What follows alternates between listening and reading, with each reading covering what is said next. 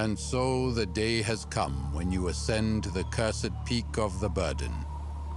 You note it is surprisingly flat, like a mesa, but every step you take makes it shake precariously, as if you were walking on a tightrope, not solid stone. And there it waits, a goldish bronze sphere of Hephaestum and hate, seeping thick viscous ambrosia from its cracked shell. You have ascended the peak, but not the burden. It will relent only when it lies at your feet, beaten and broken, unable to torment another living soul.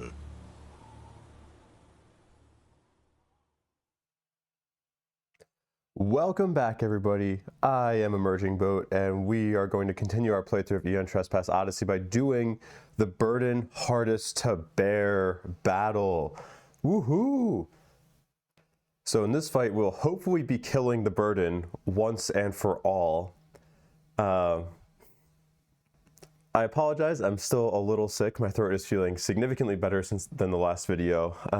It's been like about 9 in-game days since the last video. We're on day 52 now. My throat is still recovering a little bit, but at least it doesn't hurt to talk, so I should be able to like talk through this fight, no problem. But that being said, I'll probably be pausing very frequently because number one, this is a hard fight and I want to be taking my time to think about it. Number two, I'm going to be coughing and doing all sorts of things that you probably just don't want to be hearing. So apologies if I really hope I don't forget to unpause or something like that along the way, but bear with me and I appreciate your patience. I'm super excited to get into this battle. I'm a little nervous because like this is earlier than I was expecting to try to kill the Burden. I was expecting maybe to do it closer to the tail end of cycle 2. But you know, we're gonna capitalize on our opportunity here. Meaning I really wanted to do this fight before Hypatia retires and/or we resolve our Sewed Faded Nemos. So we're doing this pretty quickly here. But let's talk about like what is the Burden Hardest to Bear battle and how is it different from the normal battles? It's similar in terms of like there is a top of the mountain and a bottom of the mountain. I'll show some cool artwork here because there's always cool artwork for these fights. And look at how epic that is. Now this is a battle from the Cycle 3 book. So you're seeing some gear and possibly some Titans in there that are from Cycle 3, but hey, we're going to show the artwork anyway because I'm excited to be at this point. I killed the Burden in Cycle 3 in my first playthrough. I think that's when it's more common that people are going to kill the Burden in Cycle 3. So to try to kill him in Cycle 2, I'm kind of pumped about it, but we'll see how this is going to go. But anyway, about the battle. So like I said, it's kind of funny in the rulebook they say, this battle follows the normal Burden battle rules with the following exceptions.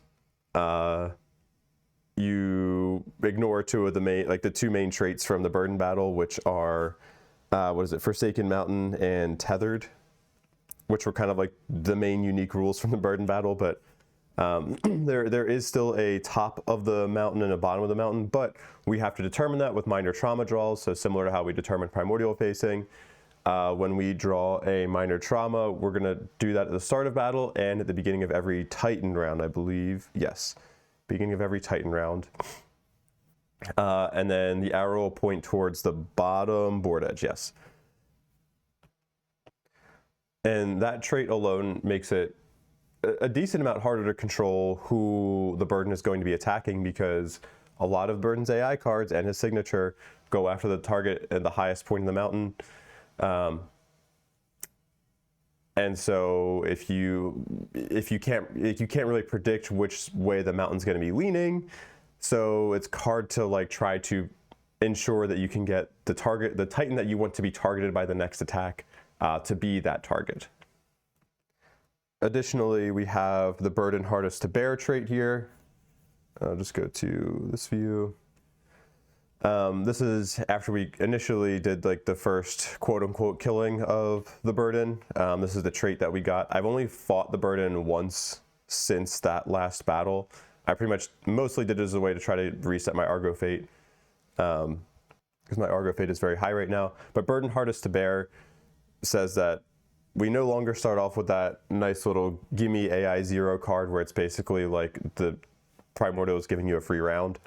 Instead, just every Titan at the start of the battle gets a Sisyphean condition. And then because there's no AI 0, like the Primordial is going to start with an attack. So not only are you getting essentially an additional Primordial round, that is a much more brutal Primordial round because you're, in air quotes, you're almost guaranteed, you're guaranteed to be like, your target is going to have the Sisyphean condition, which makes burden attacks way more brutal. And I'll explain those air quotes in a second because there is a way to get around it. Let's see. We can only win this battle by killing the burden. You cannot use Sisyphus Tears or retreat. We've already done our escalation here. Columns are treated as indestructible, blah, blah, blah. Okay, I think that stuff is kind of similar.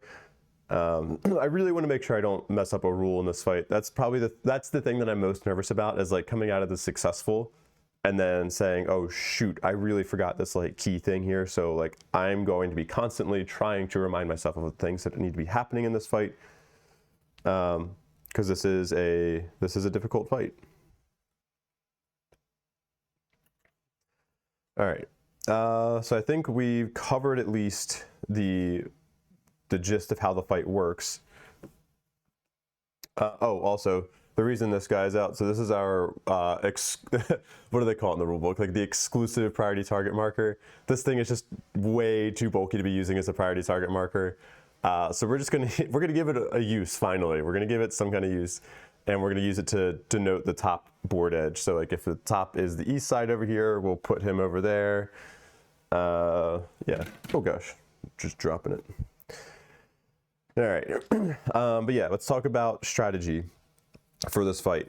So first off, the main thing that I did to prepare for this fight was, if you remember in the last fight against the burden where we did the initial killing of him, let me get my card booster seat out here. I used a summoning charge. I used the Solitude Nymph. Sorry, not the Solitude Nymph, the Amalthean Nymph. And actually, let's pull up this view. Yeah. So I used the Amalthean Nymph, which is our one that allows us to essentially save a Titan from dying. Or actually, no, did I use this in I think I used this in the Nietzschean fight. I don't think I used the Nymph in the burden fight. I used a Sisyphus tier in that first burden fight. I don't think I talked about that, but I did use a tier in that first burden fight. We can't use tiers here, but I did use a tier in that one. So anyway, Amalthean Nymph is not available to us for this fight, so I have her flipped ability side down. But I did spend 2 priests and gain a doom so that we could get one of the summoning charges back. So that doesn't give us the Amalthean Nymph back, but it does give us a way to use an extra Nymph if we need to. And one Nymph that I think I don't know if this is like the best strategy, but like one Nymph that I've never really had that much use for, except in this case it can be very helpful, is our Mask Nymph. And the Mask Nymph is the one that basically says at the start of any battle, spend 1 summoning charge to summon the Mask Nymph. Then the adversary activation doesn't matter in this, because we're fighting the adversary. And it says 1 Titan may perform their turn before the first Primordial round instead of in the first Titan round. So in a lot of cases, this is just kind of a wash because you're just shifting around when the Titan goes. However, it does have its uses, and in this fight, I think is like one of the biggest uses for it. Because everybody's starting off with the Sisyphean condition. However, what's different with this Burden Hardest to Bear trait is that if you wound, you can get rid of the Sisyphean condition. So if you can have a Titan that goes before the first Primordial round, hopefully wounds, sheds that Sisyphean condition, and then you try to make it, like, hopefully you can try to make them the priority target or make them like the target of the upcoming attacks. And like losing the Sisyphean condition before you start getting attack is such a huge boon. Like your chances of surviving an attack, like if you have the Sisyphean condition and you get attacked, you're probably drawing a noble. Like almost certainly, I think. I don't know all the AI cards, but I think that's usually the case. So using the Mask Nymph can, number one, help us to make the first Primordial round more bearable, for lack of a better term. And number two, it can help us make the fight a little bit more deterministic, because we can have a Titan go towards the top of the peak, because by the time we're using this first, like we're in this first round, I'm sorry, like by the time this Titan is taking their bonus turn, we will know where the top of the peak is and we can put them towards the top. So that I will be using this Nymph for sure in this fight. A couple other Nymphs that I expect to be using. We do have, I think I got this off camera, we have the Nietzschean Nymph, or at least a bonus charge of it, which is why I have this little tag on there. And the Nietzschean Nymph is super powerful because it allows you to have another Titan awaken. When one Titan dies, you can have a different Titan awaken. So because this is a bonus charge, unless I have this wrong, oh, actually I need to mark that this is we have a bonus summon charge. Actually, I'm not going to mark it in here because I think that's just, I don't know. I think with the bonus summon charges, unless I'm wrong, you don't have to spend your own summoning charge. It's like you basically just get this one and done, but once you use this, it doesn't come back until like you officially unlock the Nymph. So hopefully I'm not wrong there. I'm going to double check the rule there. Yeah, that's correct. You get a bonus summoning charge that can only be used on that Nymph, and that Nymph can only be used once. So yes, that's correct. So I fully expect that we will probably be using this Nymph in this fight, and I'm okay with that. Then the other Nymph that I will probably be trying to use or expect to be using is the Solitude Nymph, which lets you ignore an AI card. This is just like an overall extremely powerful Nymph. All right, now let's go to here and talk about like the Titan strategy. I have two things that I really want to accomplish early on in this fight. Number one is that I want to use the Mask Nymph to remove the Sisyphean condition from a Titan, which is going to end up being our fire starter Titan here. And I want to make him, ideally he would take both the first Primordial or the first AI card and that first signature. I'm hoping we can pull that off. But if he can at least take one of the attacks, that's also good. So we will be using the Mask Nymph to have him go first. He'll attack. He has a weapon with reach 3. He has the Conqueror now, so he can attack from where he's at. And then we can get up to 10 movement from him, between being able to get an extra move from Repurposed Cryptex and the Aeola Pile engine. We can get up to 10 movement. Then if he survives the first Primordial round, that's great. We'll be paying fate every time we essentially need to move. That's something we're going to have to pay, but I'm also okay if he dies. If he dies, he dies. I don't want him to die in the first Primordial round, but like I can understand if he does die. The nice thing is that if he does die, he does have this level 3 cast off ability, which will allow him to do a bonus attack before he dies. So that's our first priority, is wound with Firestarter and get him into a position where he can be taking the attacks from the burden. Next priority is getting Logic Breaker to 6 danger in a controlled way. I could try to have Logic Breaker, well, first of all, why do we want him to get to 6 danger? Because he's going to get the Hatred Condition card at 6 danger. And I don't want this cropping up in the middle of the fight. I want to do this as soon as possible. I want to know when this Hatred card is going to come up. And if we can get him that Hatred card before his first turn, his existing Hatred card that he starts with at the start of battle will just turn into Frenzy, and then we can have another Titan come up and use Solace on him. Now we could have given him an item of Solace that he carries, However, I wanted to, number one, make sure that he has as many second chances as I could possibly give him. So he has 2 items with second chance on it. One of them does not have that danger gate. The Asclepius node does have a danger gate on it. Smelted breastplate does not. But the other item that I wanted to make sure, the other support item that I wanted to make sure he had is the Cyclopean visor here, because the scry ability allows us to, sure, like we could potentially, I don't know if I've talked about this one, but basically the ability says scry gets the AT value of the top BP card and then look at it. If you guess correctly, leave the card on top. If you didn't, gain danger equal to this BP's level and put it at the bottom of the deck. For people who have spent a fair amount of time playing ATO, you probably already know this, but at least in my view, the main point of Cyclopean Visor is not to successfully guess the value correctly, but to incorrectly guess it. Because you can use it, number one, to get a BP that you don't want off the top of the deck. Like if you have a BP2 or a BP3 that you're not ready for, guess what? You can just put it on the bottom of the deck. Additionally, you can use it to deterministically gain danger, which is something we would love to do with Logic Breaker. I need to get him to 6 danger, so we need to be able to get him 6 danger deterministically. We can get 4 of that danger from Crisis Protocol. I have not used this at all, this Argo ability at all in any of the playthroughs, like even recorded or not, I just have not used this at all in this playthrough. But Crisis Protocol will allow, choose a Titan, that Titan may gain or lose 2 danger. So we can use this, we can use both those charges before Logic Breaker goes.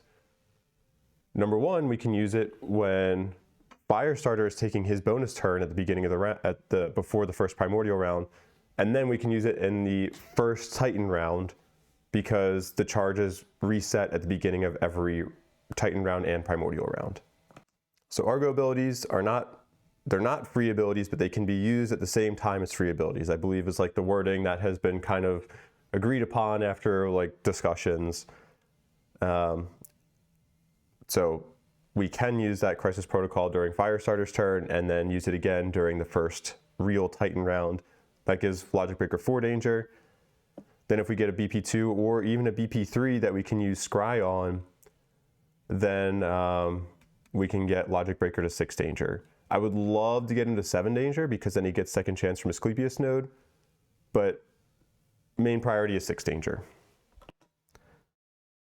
Then we would need somebody like Skyseer. Well, it is going to be Skyseer. Skyseer can use Solace, which allows you to remove a mind condition card from yourself or an adjacent Titan. So we need her to fly next to Logic Breaker and get that condition off of him. Ideally, it's in a position where she can both attack and get that condition off of him, but main priority is getting that condition off of him. Biggest areas where I can see this fight going wrong are going to be, number one, like rage gain or fate gain from BP responses or the primordial attacks. Like especially rage gain, that can just kill you. And I did not bring the Argo ability that allows you to reduce rage gain because I just felt like these other ones I'm gonna know I'll get more use out of. Whereas the rage gain one is just, it could be very helpful, it could also be useless. Ambrosia gain is another one where I don't have any, I do have some gear to help reduce ambrosia gain if needed, but ambrosia gain could kill me. I'd try to counteract that a little bit. But we shall see there. And failing to wound, like that's a pretty obvious one, but failing to wound in this fight can be like, even just missing a single wound can be brutal. Because if you're depending on getting like a wound and getting Sisyphean off of somebody, you could, like, having that swing against you, it could easily lead to just that Titan like dying. And then you're falling behind on the pacing that you want to get your wounds in, so. All right, well, we are almost 20 minutes into this video and I haven't even drawn the first AI card.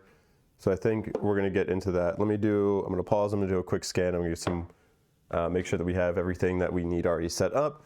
I'm gonna get some water and then we will get into this fight, and I gotta crank my music here.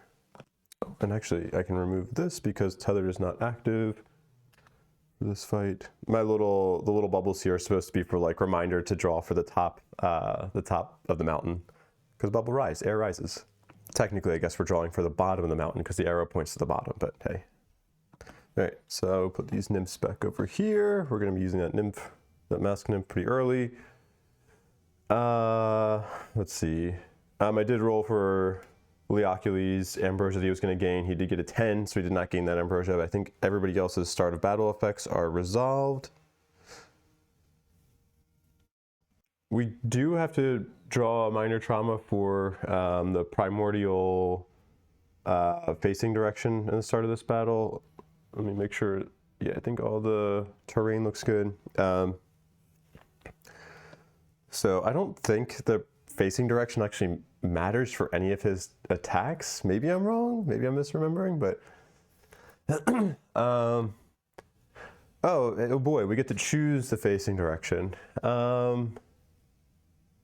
mean, I guess I'll just have him face towards the fire starter, I guess. I think the next trauma draw is going to be the more important one, where we're determining the top of the mountain.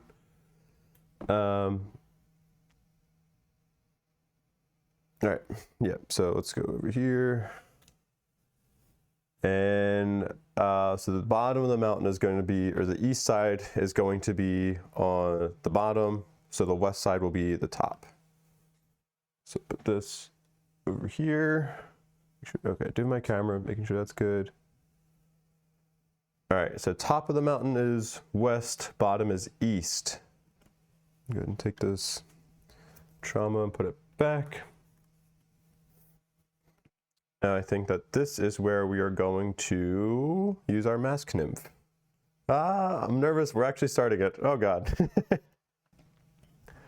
So we will take our mask nymph to start a battle, spend 1 summoning charge to summon the mask nymph. All right, so let's go to our adventure tab here. Mask nymph, reduce the number of summoning charges, get back to battle here.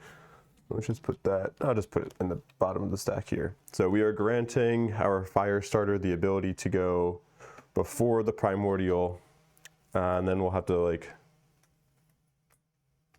I guess we can just leave their little thing here as checked or X'd. Sure, they took their turn. Now, I don't think we can do something like prime the Grand Cannon here. As far as I know, like this is not actually Titan round, so we can't try to prime our Grand Cannon. Our 13th Muse, I should call it. All right, with that, we're gonna go with Firestarter, who's gonna start off with an attack, and he is 3 spaces away. And actually, I do want to use a charge of arrow. Yeah, there's a couple things I want to do here. I gotta keep my head in the game here. I don't want to forget things, which I am prone to do. I want to use Arrow Barrage, so we get, I think I want to put a break token in there for Firestarter. And then I also want to use a charge of Crisis Protocol so that we can bring Logic Breaker from 0 danger to 2.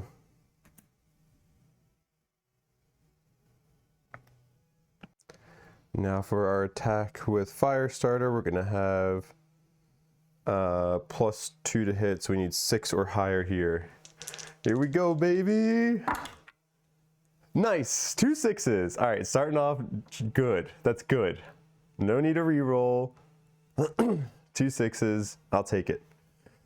We don't get any auto abilities. Yeah, not that I see. We just have our reroll. So we're gonna end up getting 2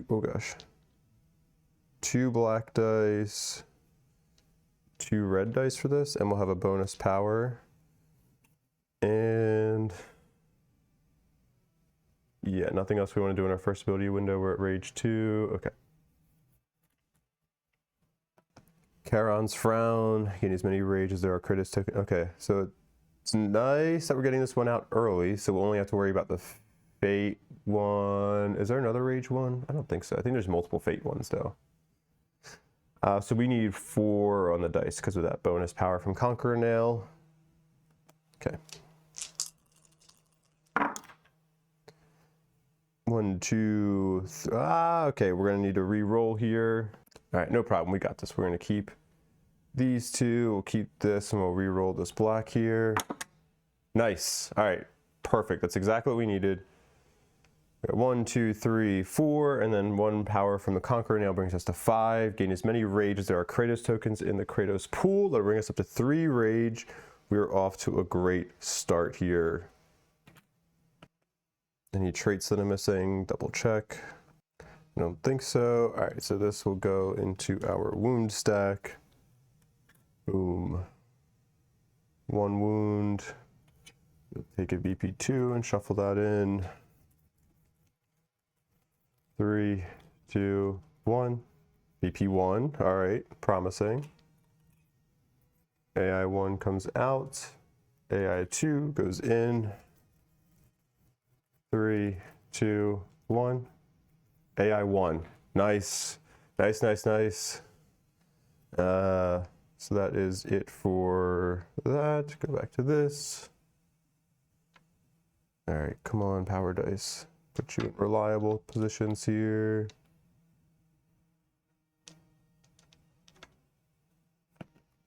And we will clear the Kratos pool. We're gonna get 2 opening from Conqueror Nail. We're gonna get 3 opening total. No, 4 opening, 2 fire. Right? Yes. Ah, nope, too many fire. And we will get rid of our Sisyphean condition. Amazing. I'm going to be getting that back pretty soon, so I might as well just put this aside over here. All right, so then how I think I want to do this, and I'll double check it afterwards, is we're going to gain a fate to use repurpose Cryptex's semi-sync. So we're going to get an extra movement. And we're also going to use Eola Pile Engine, another fate. So we're going to have 6 movement on this first move. 1, 2, 3, 4, 5, 6. And then we have another movement from our normal movement from Firestarter, and we'll go 1, 2, 3, 4. And then at the end of our turn, we're going to gain a movement fatigue token. And then I think I'm good there.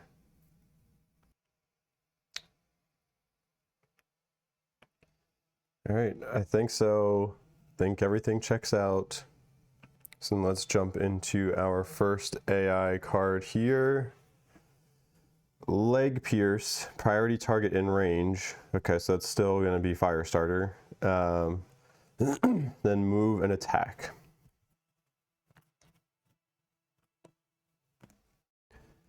All right, just skimming this card. There's no kickback on here. That's great. And he's immune to knockdown. Rewind, we ignore, gain 1 negative speed token. That kind of sucks, but we can tolerate that with him. Okay. All right. This is good. This is a good AI card to draw right now. All right, so we're going to move with the burden. You go 1, 2, 3, 4, 5. And then he will spiral clockwise. Not hitting anybody while he's spiraling. We will get 3 dice here. Need to roll a 10 or higher to evade. Probably not going to happen, but hey, somebody can dream. Crit evade failed. Do we have any effects for that? No, just crit miss. Okay, so we are at risk of taking 6 danger here. I'm not going to re-roll these. Save my fate. We will have a red and a black for our armor dice. See if we can reduce this at all. We reduce it by 2. Okay, so we take 4 danger. Which for our Firestarter is a minor trauma. I did not give him second chance. Okay. You may immediately place one charge on any Argo ability, even above the starting number of charges. Oh, first off, these should have been reset on exhaust. And I think I'm going to put this on reflex priming. Or not, sorry, not reflex priming, pursuer order. Because having extra reflex is always good. Actually, and before I do that, I also just realized I really didn't think through something specific in my setup. I am going to change something. Kill me for this in the comments if you want. I'm going to change something. Here's what I did not think about. Logic Breaker needs to use the Cyclopean Visor before the Isokratos limiter can be used. We need to be able to change, switch over to this. We need to be able to change Hatred over to Frenzied before we use the Isokratos limiter. So I think I need him to have the Isokratos limiter on it. So realistically, I think what I probably would have done had I realized that before, had I just sat and thought about this for like a couple minutes more, I might have reorganized all my second chances so that they, like, every Titan had one, but we already went with Firestarter. He's untouchable. We can't change anything about him. We also did an armor roll. He's just suffered an attack, so he's untouchable. I am going to just swap Asclepius node and Isokratos limiter. Kill me in the comments. I know this is cheating technically, but if I was playing with somebody else, I'm confident that somebody else would have been able to catch this or been able to think through this. So kill me for it in the comments. I'm sorry, but I'm doing it because this is a great start, and I think that I wanted to do that. That was like my primary objective, was trying to get him to Frenzied and then clearing that in the first round. So anyway, back to resolving this. Yeah, I think I'm going to keep that charge on Pursuer Order just because having reflex is great. So then this will come out.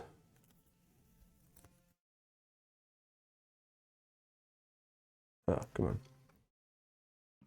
Now we have to gain our fate. We go up to 3 fate. Don't have Sisyphean, then after attack, suffer knockdown. I will ignore that with Firestarter, rewind, gain 1 negative speed token.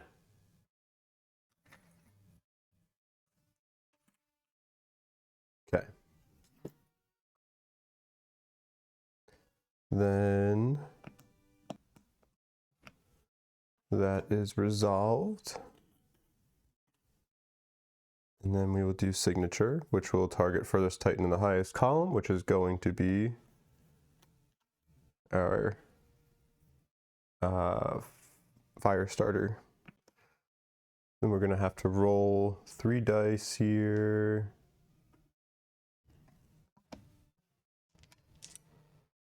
We need a 10 or higher. That is a 9, 7, and a 7. I don't think I'm going to reroll any of those. Let's see, we'd be about to take 6 danger, which actually Firestarter could treat as, if we took that maximum, we could treat it as drawing 9. So I don't think we're at risk of drawing an Obel right now. So yeah, I'm not going to re-roll any of these. So it'd be 3 hits. So we're going to take, we're going to see if we can do our armor roll here, reduce it at all. That is, reduce it by 2. So we're going to take 4 danger, which would be 8 danger, and then, ooh, now the question is, do I really want to use Cast Off to avoid drawing a grave trauma? Because then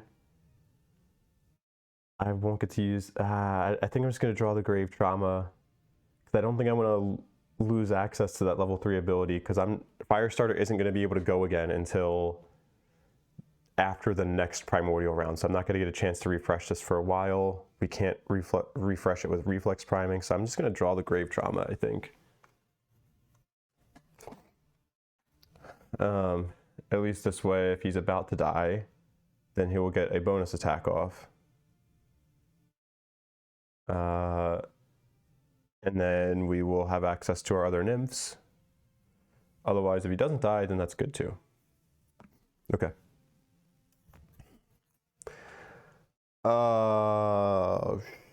Shoot. Dang it. Me not seeing disemboweled for so long in cycle 2 is starting to start catching up with me. Come on.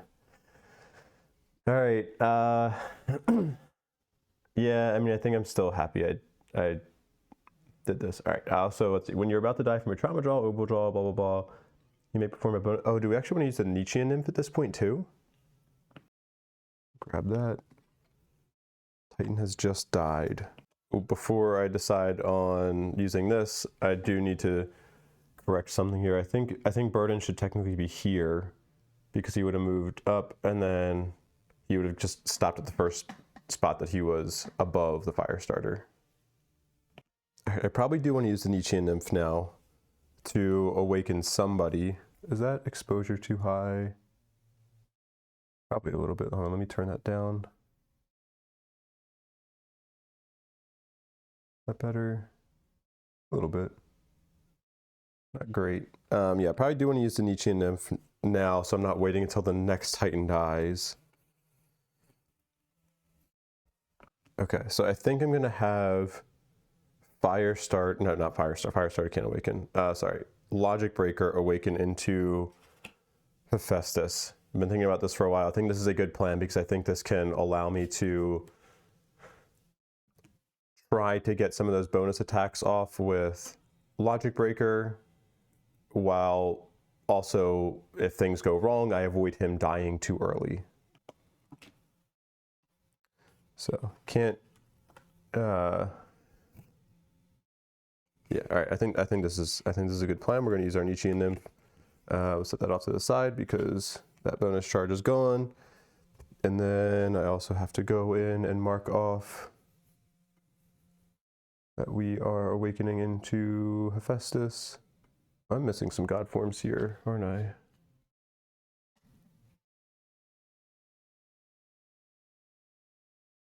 We have Ares.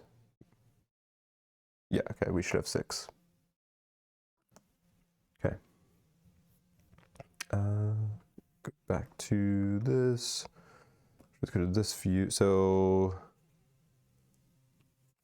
let's see, how does this work? So Logic Breaker is going to awaken while simultaneously Firestarter is about to die, so we get to do a bonus attack. I think I'll do the bonus attack with Firestarter first. So what, I would resolve that now. We don't get any additional things from that. Back to this screen. Let me shuffle this back in.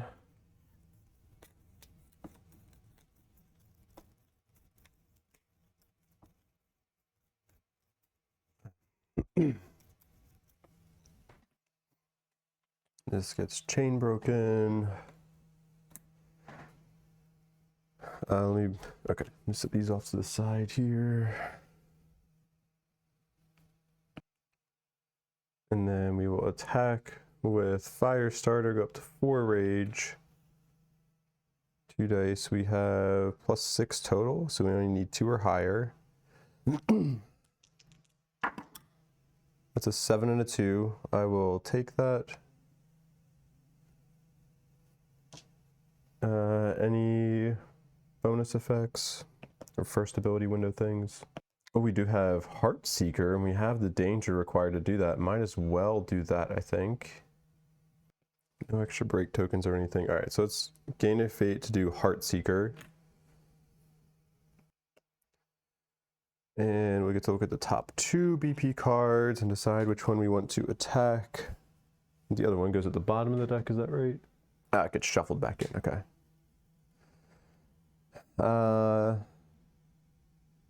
Well, I probably want to do the retractable leg. It's a higher AT, but we get to avoid having to deal with that signature because it's a bonus attack, and this Titan's going to be dying anyway. So let's do that. We'll take this one, shuffle it back into our deck. 3, 2, 1. BP2 is on top. All right, that goes there. So we're gonna get, let's do these two. Save these two for later. And then we'll get 2 red as well. And we need to get 5 on the dice. Ooh, all right, so these are not great. This one's cocked. All right. How many does that leave us with? 2, 3, 4, 5. That allows us to wound. We don't really care about overbreak. I have a power reroll, so I might as well just try to reroll this. I don't know, it doesn't actually matter. 2, 4, 5, 6, 7. We have 8 total. We needed 6. So we will wound, perform signature against the attacker. We ignore that because it's a bonus attack. So then we will put that into our wound stack. Get a BP2 in here. 3, 2, 1. BP2. Then we will take out an AI1, put in an AI2. Oh gosh. And 3, 2, 1. AI2. Apologies if you can hear my sniffling. I'm trying to pause and avoid coughing or sniffling into the microphone, but I'm sorry if some of it comes through. Go back to this screen. These come out, these come out.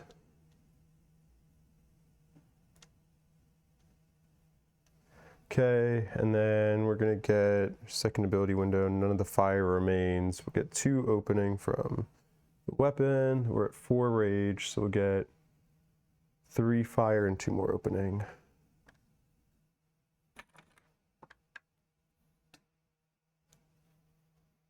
Oh, also, I guess I'm glad I resolved it in this order because I think I have to.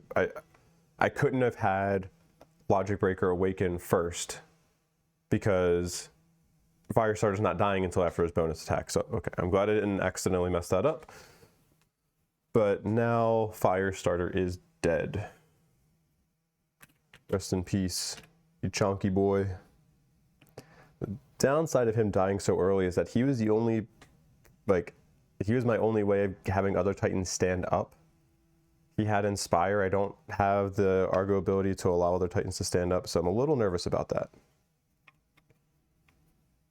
But now we will, I'm not going to replace Logic Breaker with the other, I'm just going to keep him as is, just so I can keep my Titan straight. All right, so now this is when Logic Breaker would awaken.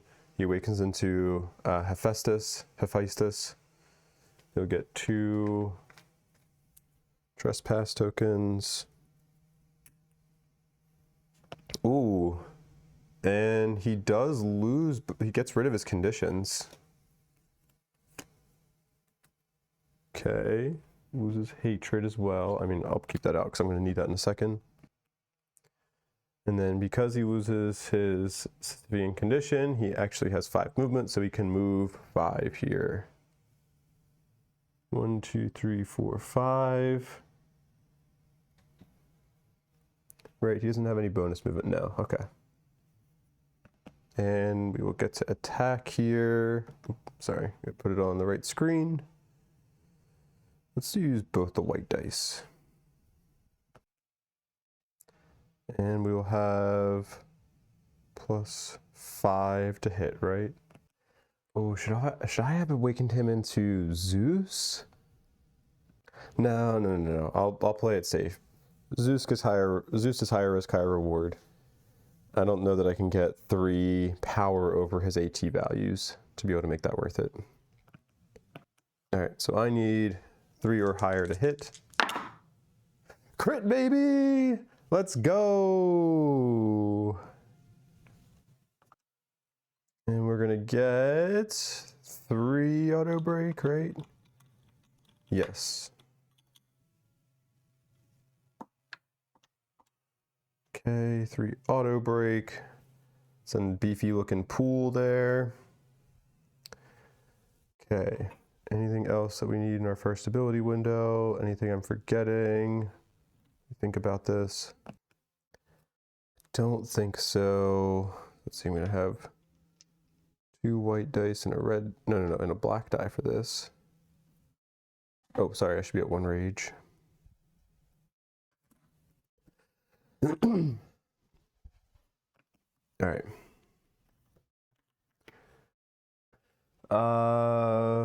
Ooh, okay, well, I'm glad we rolled a crit, so we don't have to worry about Harden.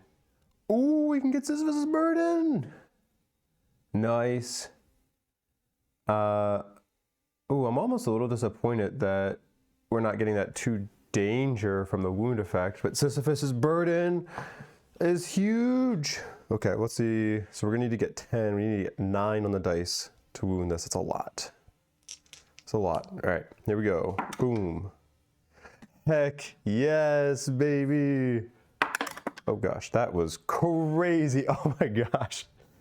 I wish I have like these little containers up here, and it just, I mean, it was fitting that this happened on the Burden. It just like bounced around between multiple containers and popped out. That was wild. I mean, is that enough as is? 3, 4, 5, 6, 7, 8, 9. No. Oh, it is, because I have +1 from the end.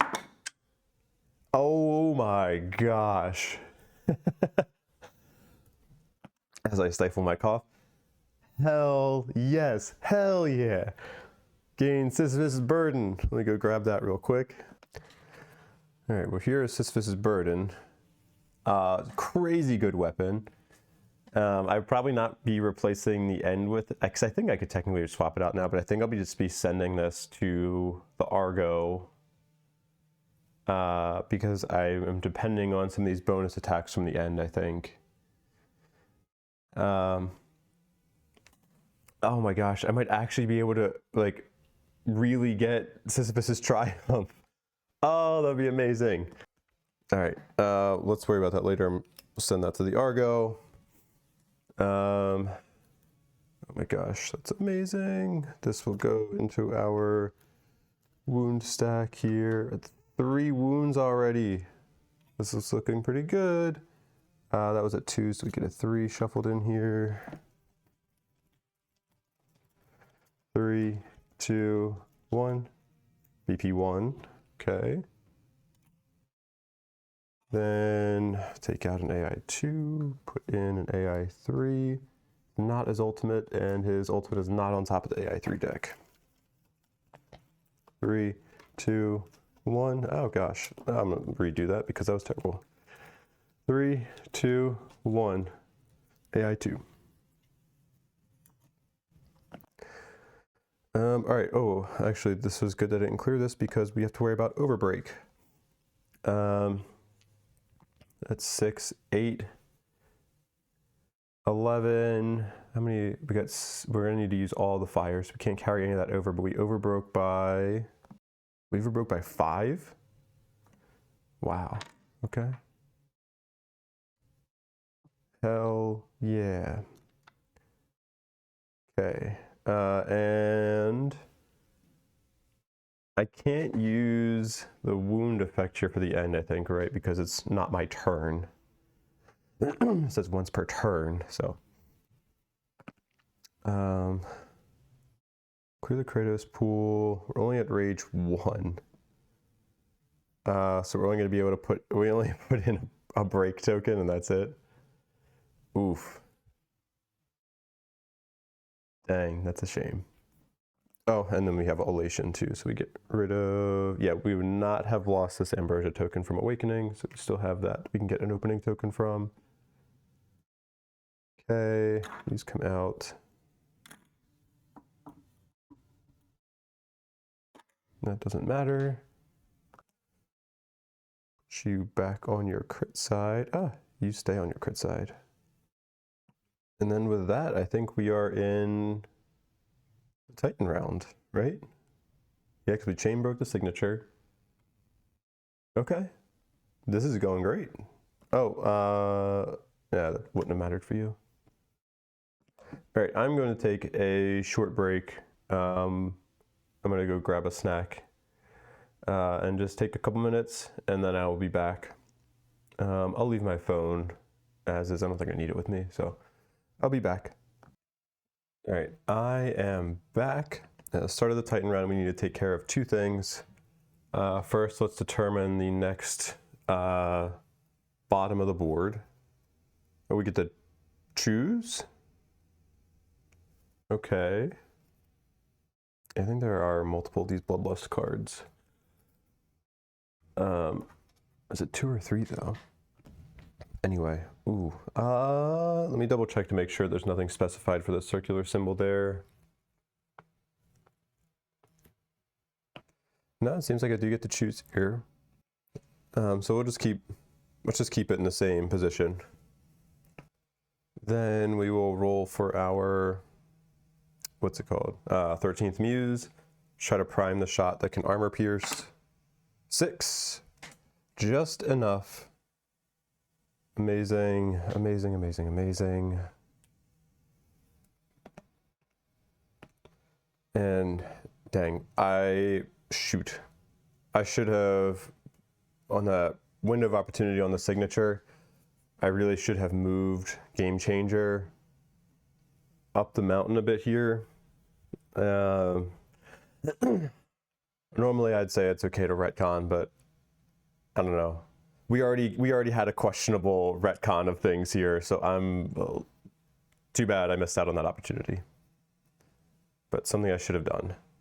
So I think I need to go with Sky Seer because I really would like her to try to get a BP 2 or 3 on top of the BP deck for Logic Breaker. Game Changer may not be able to attack this round. Let's activate you. Then we will move 1, 2, 3, 4. I would love to have an extra break in here, but I think I really need to use Arrow Barrage for opening tokens.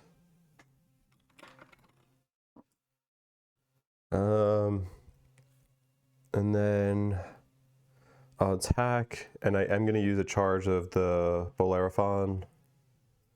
So we'll gain a fate as well. Get rid of this. And then she will attack. She's going to need a 4 or higher to hit here. Anything else I'm forgetting? Don't think there's any traits that I'm missing. Tethered is not active in this fight, so we don't have to worry about Game Changer being left behind there. No, I think we're good. All right, 4 or higher to hit. It's a 6, a 1, and a 2. Ooh, not great. I will gain 2 fate to reroll 2 of them.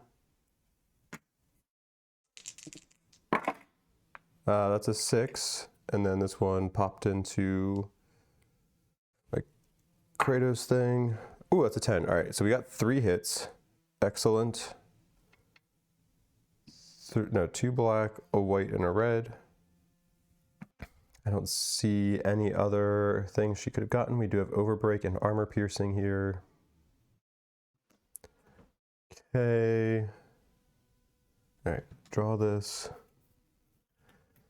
Leg Stabilizer, AT of 5. Burden moves to the center of the board. Okay, so that will go through Logic Breaker. Ooh, that's gonna cause him to get knocked down. Ooh, shoot, and we can't reflex out of that. Shoot, that could be really bad. He does have Tumble at least, so we can try for that. All right, let's just take this one thing at a time here. All right, let's roll 1 die at a time. 1.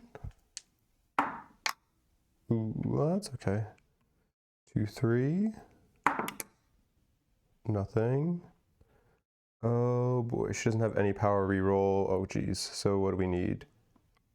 We need 2 power here, come on. Oh, hallelujah. Hell yeah, all right.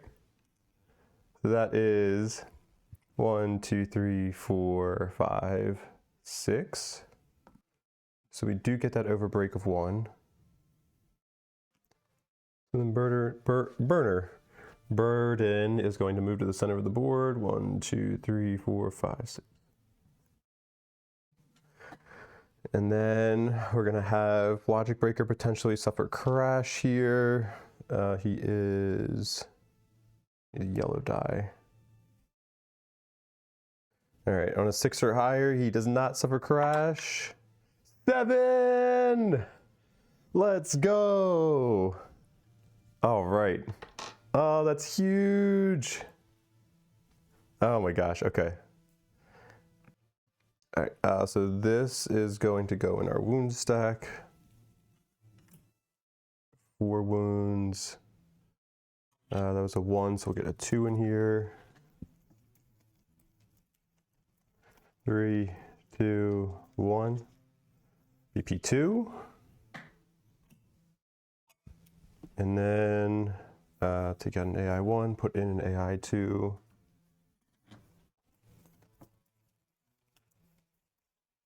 Three, 2, 1. AI3 is on top.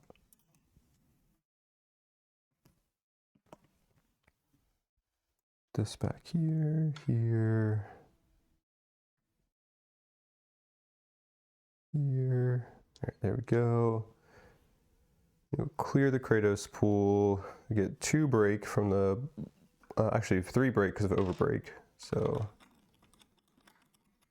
3 break. Exhaust that. Oh, we should have lost our Sisyphean condition. Put that up on the side here. Then we will get opening 1. And reposition. I guess we might as well reposition towards the top. Or maybe we shouldn't. Is that a bad idea? No, we'll have a reposition up there because she'll most likely become a target of the next attack and get kicked back down towards the bottom of the mountain anyway. How many BP1s are left in our deck here? So we have 1, 2, 3 that we've wounded. We escalated 1 out, so there's 2 BP1s left in our BP deck. Oh wait, why am I going back to her? She's done. I think I should go next with a Logic Breaker since we have a BP2 on top, so that gives us a danger we need to get to 6. So we'll go with him. We're gonna lose a charge or a trespass token. Activate. 1, 2, 3, 4, 5. Then we will use Crisis Protocol, get 2 danger. Then we will use Scry and try to guess the AT value of this card. Oh geez, I think I'm gonna guess it's like 600 or 700. Yeah, probably 700. I'm gonna say it's 700. Oh shoot, it wasn't 700, it was only 8. We were close though, we almost got it. I need to lose charge of this. So then we will, if you didn't gain danger equal to the BP's level, so we go up to 6 danger, which will give us hatred back. Oh, I did leave that card out. I can just grab the copy I have out. And then put this back in the bottom of the deck, and then we have a BP1 at the bottom.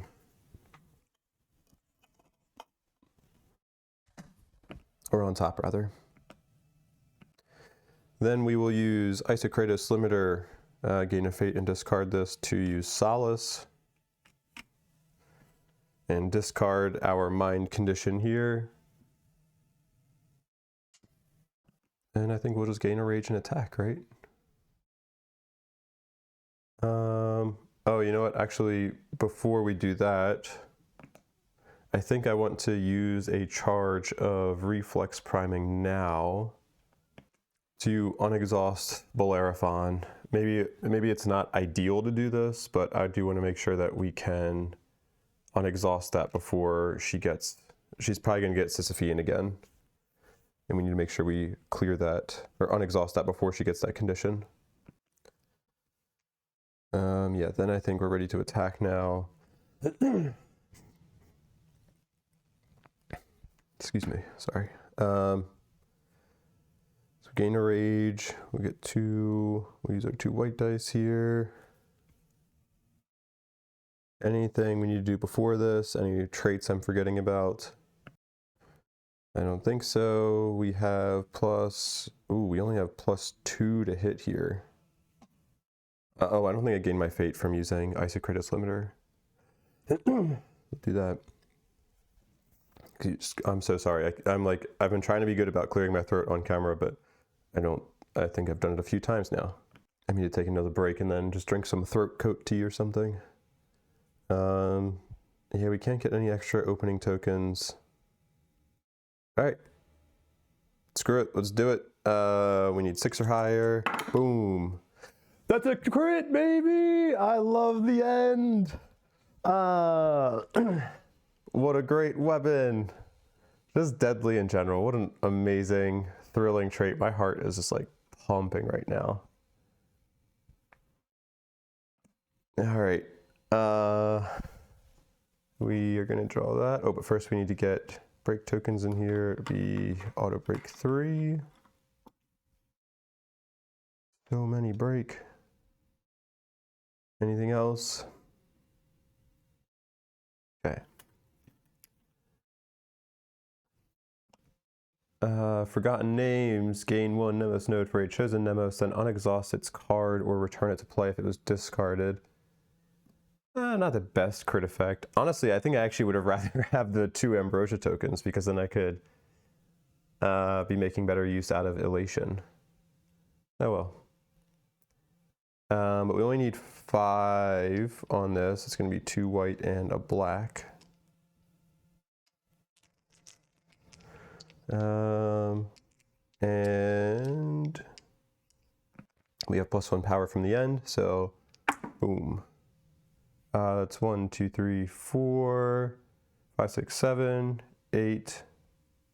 Okay, we can use up to 6 break token or 6 potential. We have 5 potential, so that's 1, 2, 3, 4. Another 5 is 9, +1 power is 10. We beat it by 5. Gain 1 Nemos node for a chosen Nemos. Go to Argonauts. Dastan.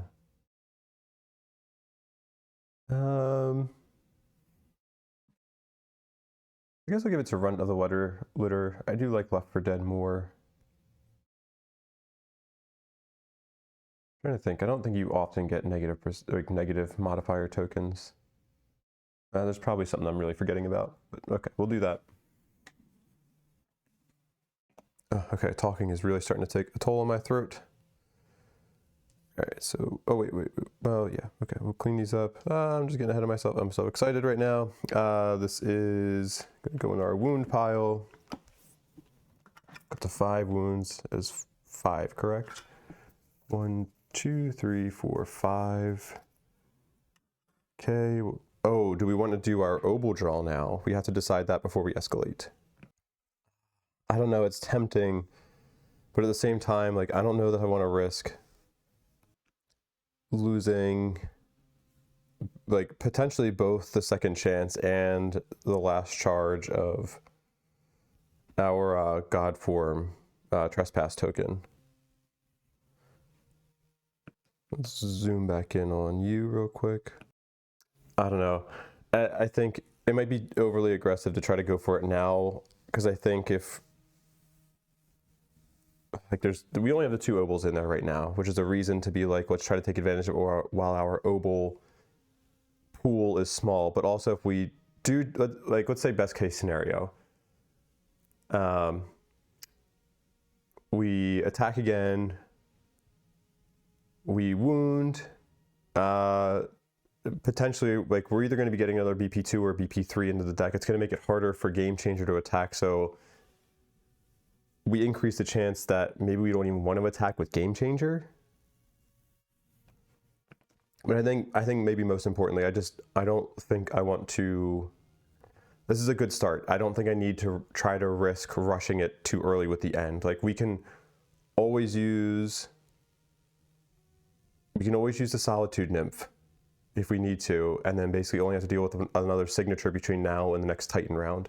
Okay, I'm talking myself out of it. I'm not going to be aggressive here. I am just going to not draw this opal. I can see this being a turning point in the battle though, where it's like if I lose at this point, this will be the first moment I look at and be like, I probably should have done something differently there. I think this is the safer route though. So we wounded a BP1, so we're gonna get a BP2 in here now. 3, 2, oh geez.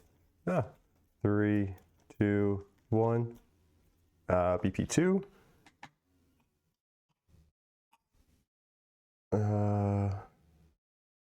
AI1 comes out, AI2 goes in. Like, shaking a bit now. All right, shuffle these up. 3, 2, 1. AI3, oh no. Oh no. We will go to camera 4 here. We beat it by 5. So, well, we're only gonna get, what? Two break and that's it. Oh, geez.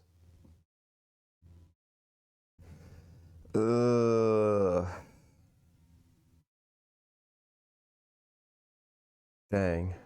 That is the downside of him right now, is that he can set himself up well for his own Kratos pool, but like, setting up other people is not good.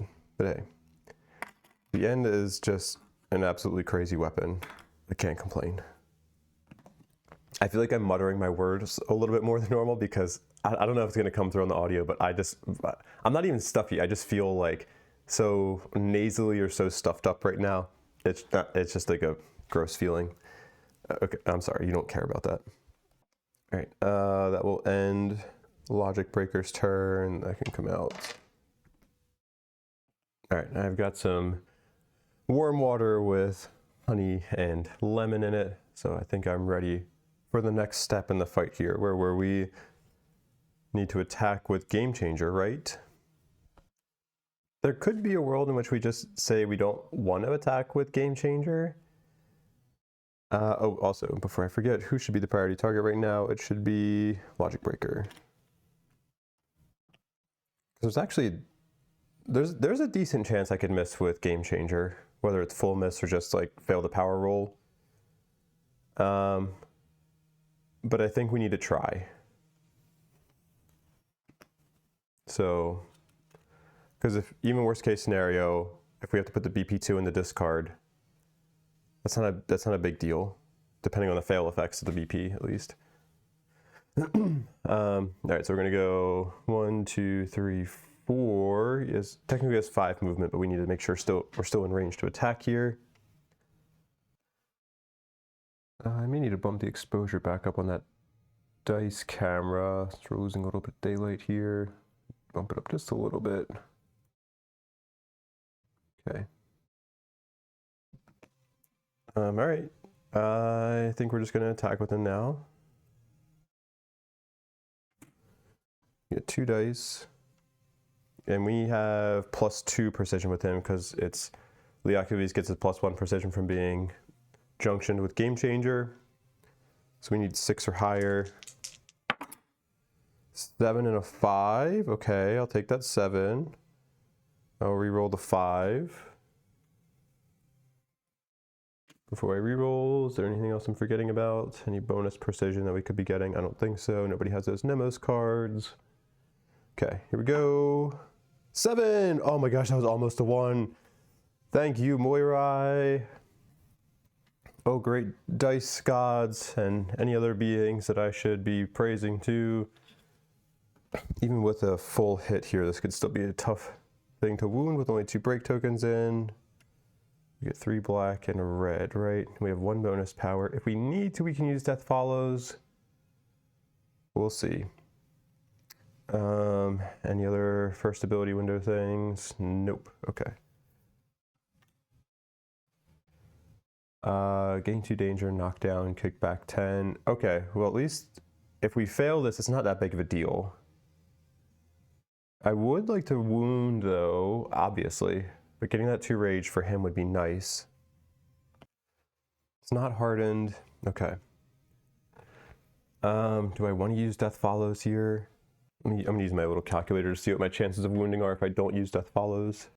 All right, I set up a little window over here. Let me jump over to this. Okay, so I set the AT value, I set the brakes and everything. I put auto hits on here, so that way we're not evaluating this with the, we've already got a full hit, so we're already counting for that. So on the left here, loadout 1 is without Death Follows. On the one on the right here is with Death Follows, so we get an extra red die. So if we don't use Death Follows and we don't use a power reroll, we have about a 60% chance to wound. If we use Death Follows, then we have about a 76% chance to wound. Now it's actually, let's duplicate this and then duplicate this one and say without Death Follows, with reroll, and then we'll say with Death Follows, with reroll. Power rerolls 1, power rerolls 1. So if we go all out here, we can go up to about a 90% chance to wound. If we don't use Death Follows and we reroll, we are at a higher. All right. I don't think I'm going to go all out here. I don't know.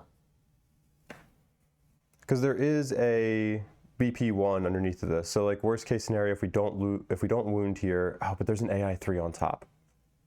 We can Solitude Nymph that. We can. We would probably want to anyway. All right, I'm not going to use Death Follows, but I will consider using the reroll, depending on how this looks. All right, so we really need to get 7 on the dice here. Let's roll our red die first. Boom. Okay. Amazing. Great start. Amazing. Okay, come on. All right, let's see. We are at 1, 2, 3, 4, 5, 6, 7. We're at 8. That's enough. We have 5 power. We have 2 break. And we have 1 power on Asclepios. Yes. We wound. Oh, this is going swimmingly. Who the hell says swimmingly? When do I ever say that? What the hell? I mean, I guess it's kind of fitting with my with the whole emerging boat theme. This is going. Maybe I should make that my catchphrase. This is going swimmingly. Oh God, it's not even more like a loser when I'm like stuffed up like this. Hey, no, screw it. We're winners. We're wheeling dealing with this right now. We're kicking his ass. All right. Oh, I'm so pumped. Let's go. Let's freaking go. Go up 2 rage there. We don't have any overbreak, right? No. Okay. This back. Amazing job, Power Dice. I love you. I love you. Doing a great job. Love your work. This will go in our wound stack. 6 wounds. Double check that that is right. Yes. Oh my gosh, I'm gonna have to stop recording after this. My throat is really starting to hurt. That's okay, I can fight through it. I can fight through it for you and for us and this victory. Oh wow, this is our last BP2. No, that was a BP2 we just wounded. So we're putting a BP3 in here.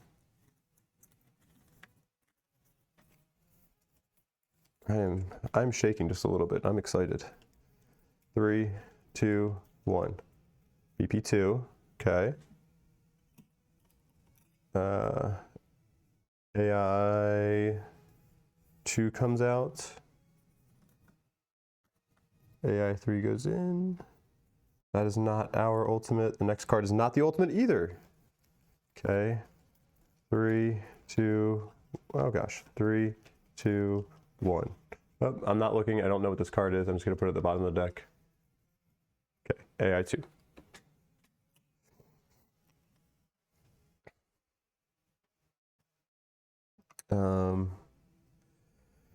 Go back to Game Changer here.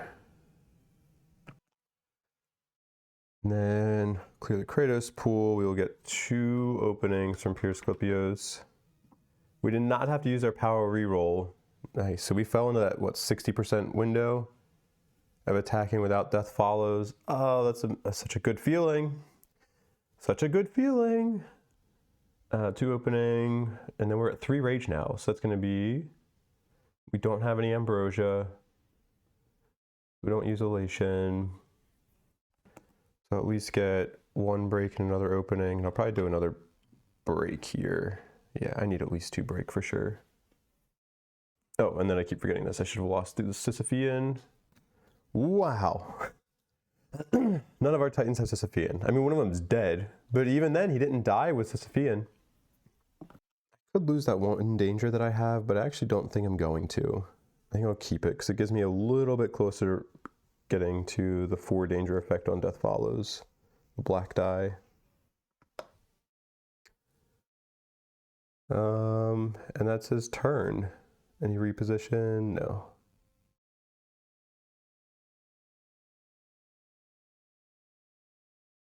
Boom. Now, depending on what this AI is, I may not want to use Solitude Nymph because I will likely need another, like there's a chance I could kill him in the next Titan round, but I think more than likely I'm going to have to need a 3rd Titan round. But we'll be able to, Solitude Nymph says we can draw the AI first, right? Yes. Yes, we can. Okay. All right. Then you back, you back, you back.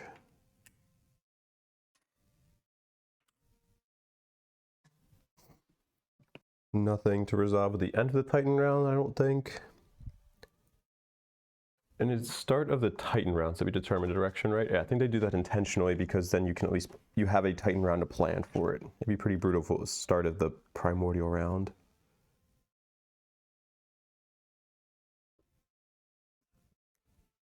Yeah, every Titan round, okay. Just making sure I didn't mess that up. Oh, I did forget, actually. He could have lost a fate because when he wounded, he gets to lose 1 fate. What about you? I forget yours. No, you did not, and you don't have a Fated Nemos. I don't know if I mentioned, I don't think I had this stuff in the last battle. I got these Fated Nemoses from, what's it called? The final Inwards Odyssey of the cycle, and I'll cover that final Inwards Odyssey in the next video, and we'll talk about some of the story stuff that's happened in the period where I wasn't filming. All right, let's do it. Let's draw an AI. Mad Gyration. Target 3 Titans starting from the highest column. Okay. So it's going to go after Skyseer first. Let me read through this and determine if I want to use Solitude Nymph or not. All right, I've been going back and forth on this one for a little bit. I am leaning towards just using the Solitude Nymph just because why not? It feels like I would regret not using it. The reason I might not use it is because Logic Breaker could take the attack.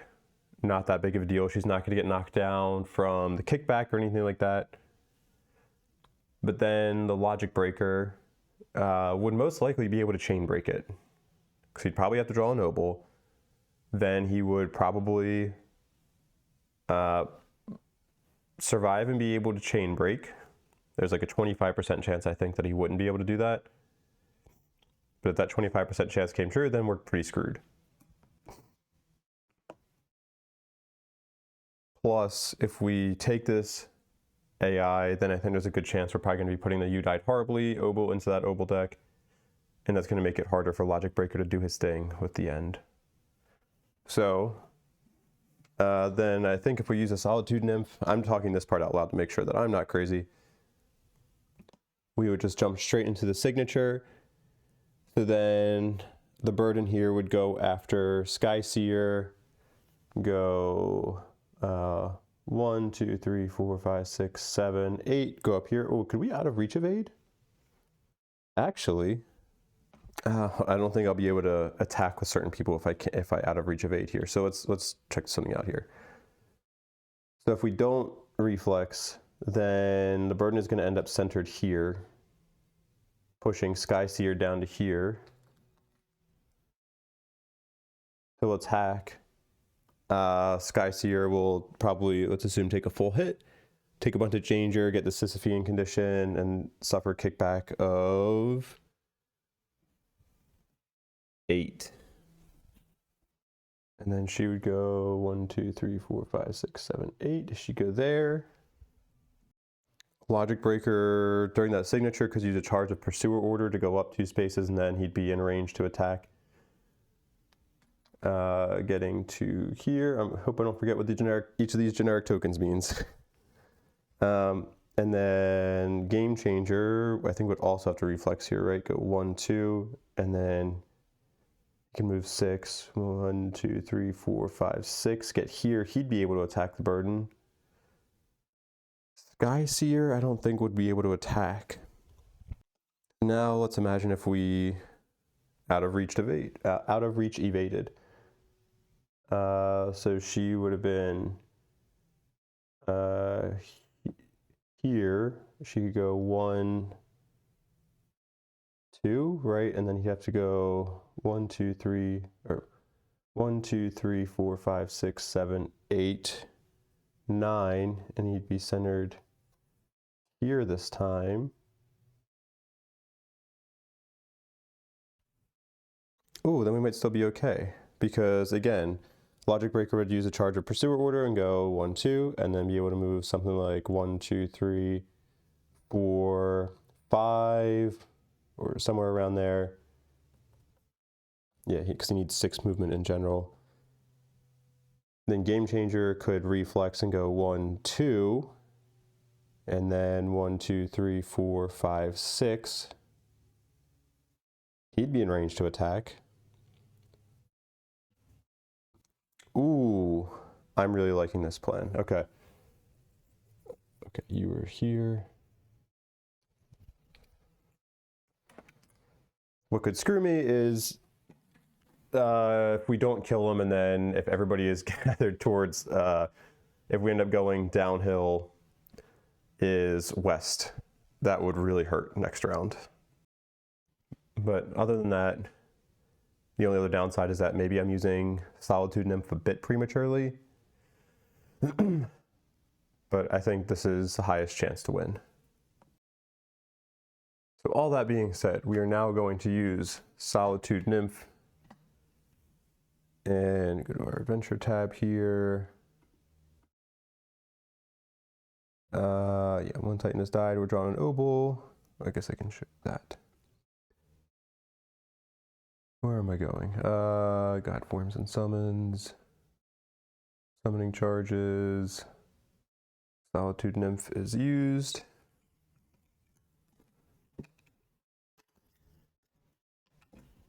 Put that back over there. And then we treat this as resolved. It goes in the discard pile. Then we have our, what's it called? We have our signature coming up. That's going to target Skyseer because she's in the highest column.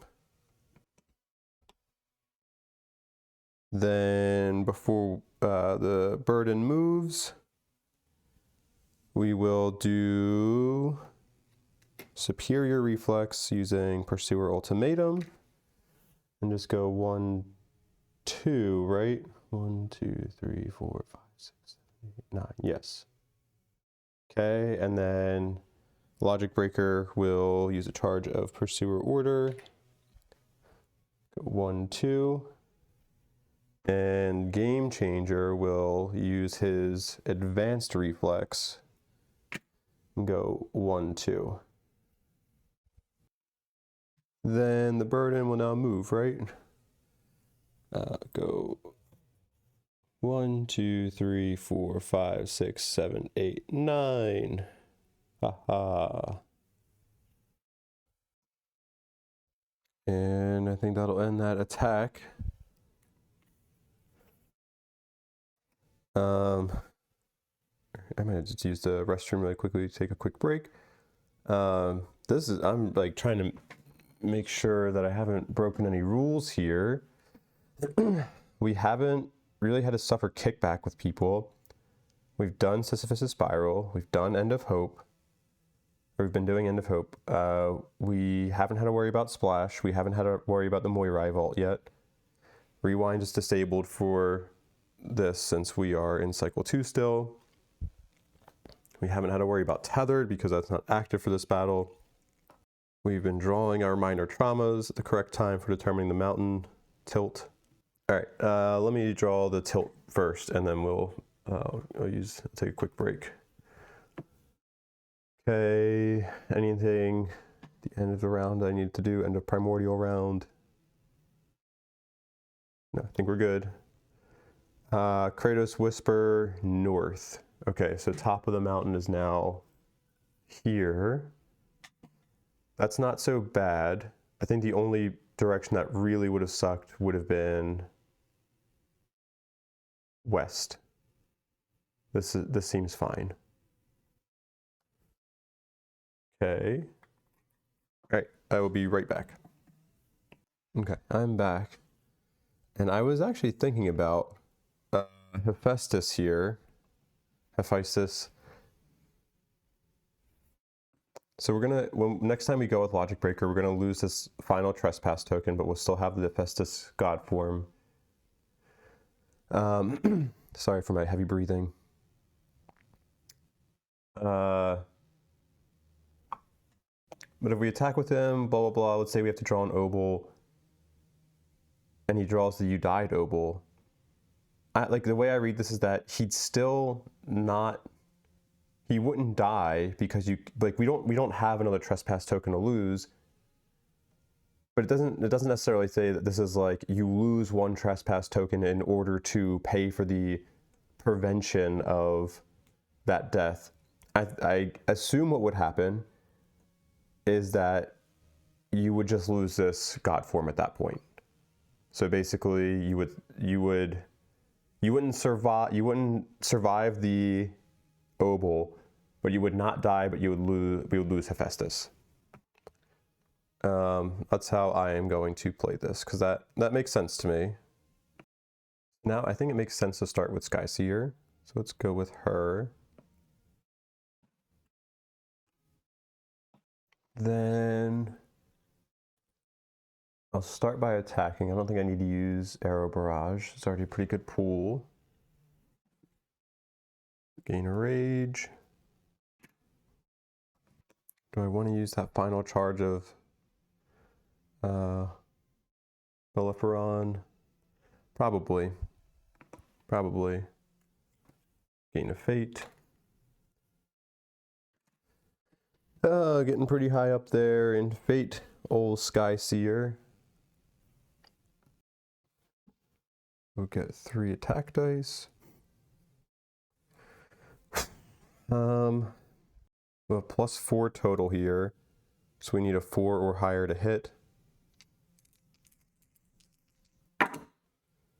It's 2 5s and a 3. I will re-roll that 3.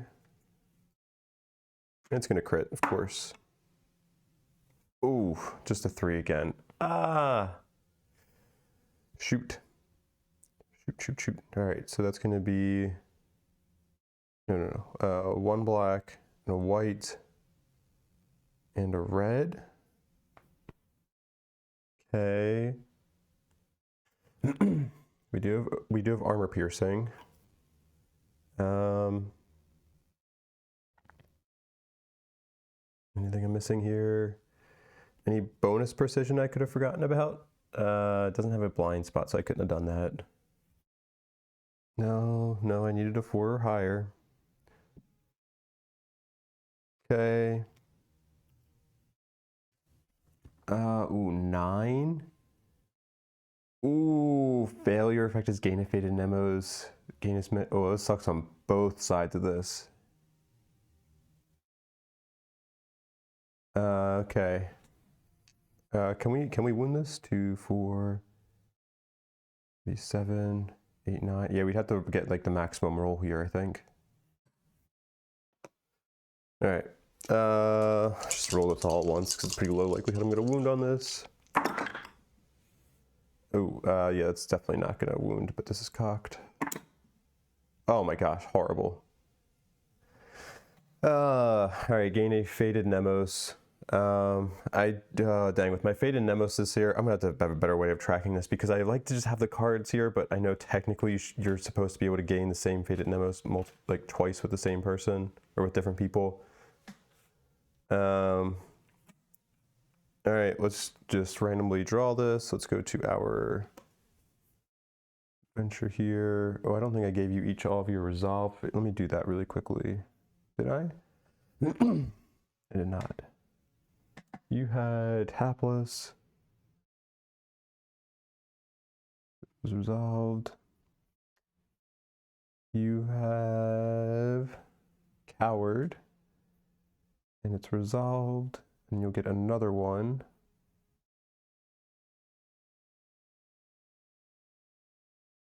Restless. You must always use your movement to move at least one space. Ooh. Oh, man.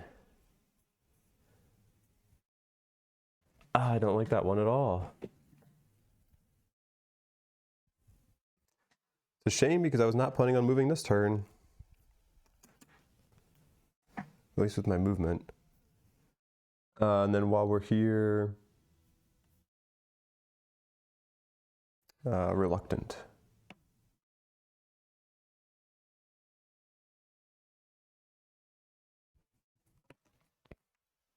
Dang, dang, dang.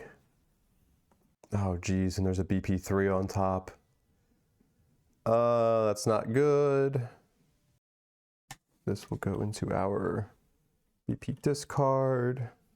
This will come out. This will come out.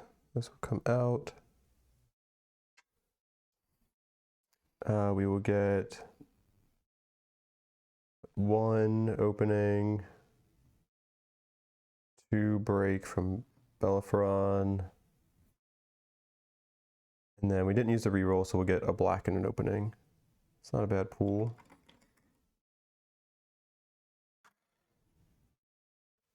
We have reposition 2. I think I'm going to move here, move closer to him.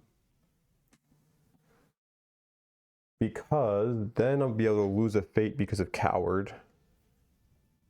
Because at the end of my turn, well, actually, I mean, I guess I have a lot more movement. I could move around more. Yeah, you know what? Actually, so let's get that fate back. So I'll reposition close to him so I can use vault and get over him. I don't think I can break up my reposition, so now my reposition is done. And let's just go 1, 2, 3, 4. Let's go here. Oh, and before she moved, I'll have her use a night to remember to unexhaust Pursuer Ultimatum. That'll end her turn. Next, I'll go with Game Changer because I think right now he's going to have a slightly higher chance to wound if he uses Death Follows, because he's also about to get his red die from his Kratos table. And if he doesn't wound, then at least he is going to leave something better, hopefully, for Logic Breaker. So, go with you, mark you as active. And we'll go 1, 2, 3, 4, 5, 6. And we'll attack. Give us red. Ooh, I mean, I guess, do I want to go with Logic Breaker actually and use that last charge of a Cyclopean Visor to just get, I'm not guaranteed to not get a BP3 on top. Whatever, no, I'm just gonna stick with what we have here. We need a 4 or higher to hit. Boom. 4 and a 6. I will take that. And then any bonuses? Don't see any. But Lacrimal Remnant. Ooh, if we fail, this burden steals your Nemos card. Do we get to pick which one? I guess so. Ooh. All right, positive thoughts, positive thoughts. So you need 11 on the dice because of 1 bonus power from Pierce Clipios. We're gonna have, I'm definitely gonna use Death Follows on this. So we're only gonna get a red from that. We're gonna have 3 red, 3 black. We can do this. We got this.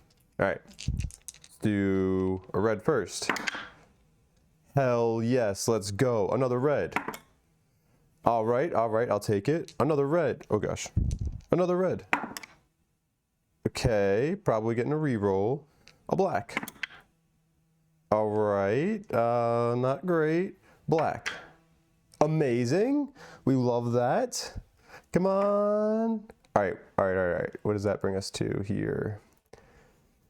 2, 4, 6, 7, 8, 9, 10, 11. I need to use the black for a reroll here. Okay, wait, so definitely keeping that.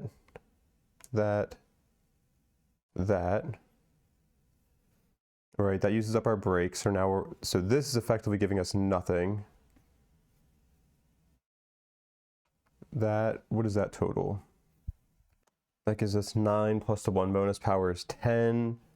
We could keep this and just try to use the black on this, but I think it may not set up Logic Breaker with the best Kratos pool next, but I think I'm going to use the black token on this and use the reroll from Kratos level 3 on Game Changer here to reroll that.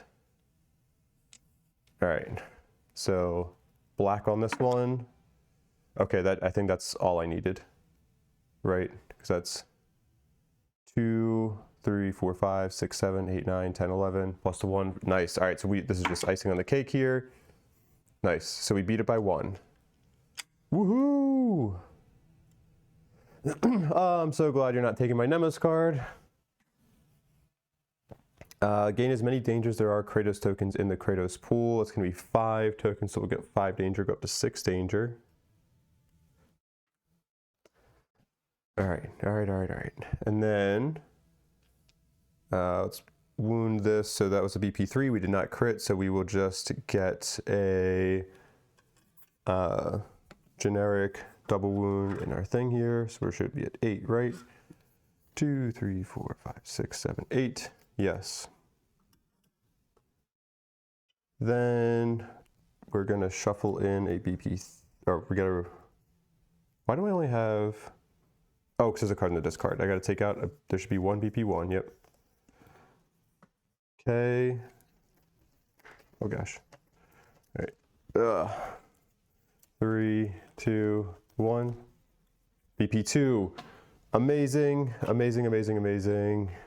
Take out the AI1. Goes out. AI2 goes, no, AI3 goes in. And the ultimate will be our next AI card. 3, 2, 1. AI2 on top. Oh, and then we need to take our BP here and put it at the bottom of our BP stack. Any traits that I haven't been thinking about here?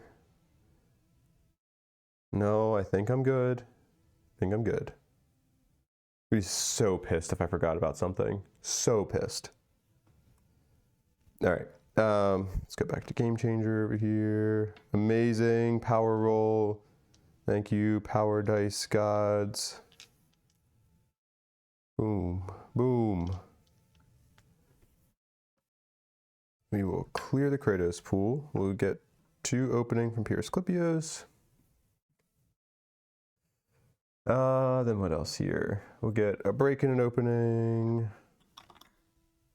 We don't have any Ambrosia to elate, and then we have to take the opening from the 3rd Kratos level. Not a great pool, but at least Logic Breaker has a bunch of auto break. No reposition, so I think his turn is done. Dang, I feel like in hindsight, maybe I should have, instead of going here with them, maybe I should have gone here with the Logic Breaker. Sorry, Game Changer. But I think it's probably too late to undo that. All right, so now, oh boy. All right, now we're gonna go with Logic Breaker. Ooh, let me check the wound stack really quickly. I haven't seen any of the, how many of his BPs have kickback on them? Shoot, I have no idea. Logic Breaker is the only person, I can't really get creative with this positioning though, so whatever, I think we just have to deal with it. And then we already dealt with the BP2 that gains fate, right?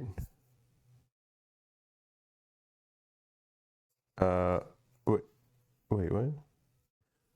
Oh, it's the one in our discard. Okay. Oh, does Logic Breaker have Precision or Heartbreaker? Heartseeker, I mean, no, he doesn't. Dang, okay, all right. All right, let us do move 1, 2, 3, 4. I mean, I don't want to go closer to the bottom of the board than I have to. I guess I could go, where was I at? 1, 2, 3, 4 here. 1, 2, 3, I could go there. I think it makes more sense to go here. Maybe. If I suffer kickback there, then what? I would go 1. I think I would still treat the Primordial as a feature. Right? Or would I just go east? Whatever, I'll worry about that if it comes to it.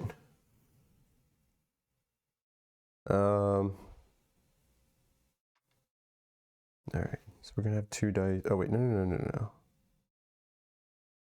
Boom, boom. Excuse me. Oh, I do need to get rid of this token. And go up a rage.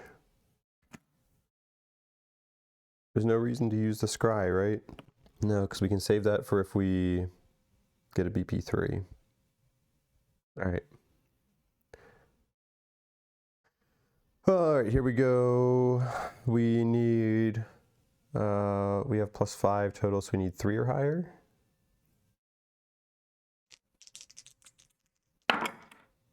4 and a 7. I will take it. I'm not gonna try to crit. Then we'll get 3 auto break. I honestly wouldn't mind getting some of these Ambrosia tokens from people, but I have not, from these BP cards, but I haven't been getting it. All right.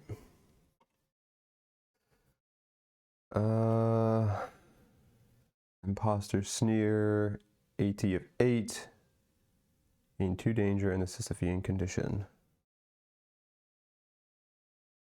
All right, it's gonna be 3 white and a black.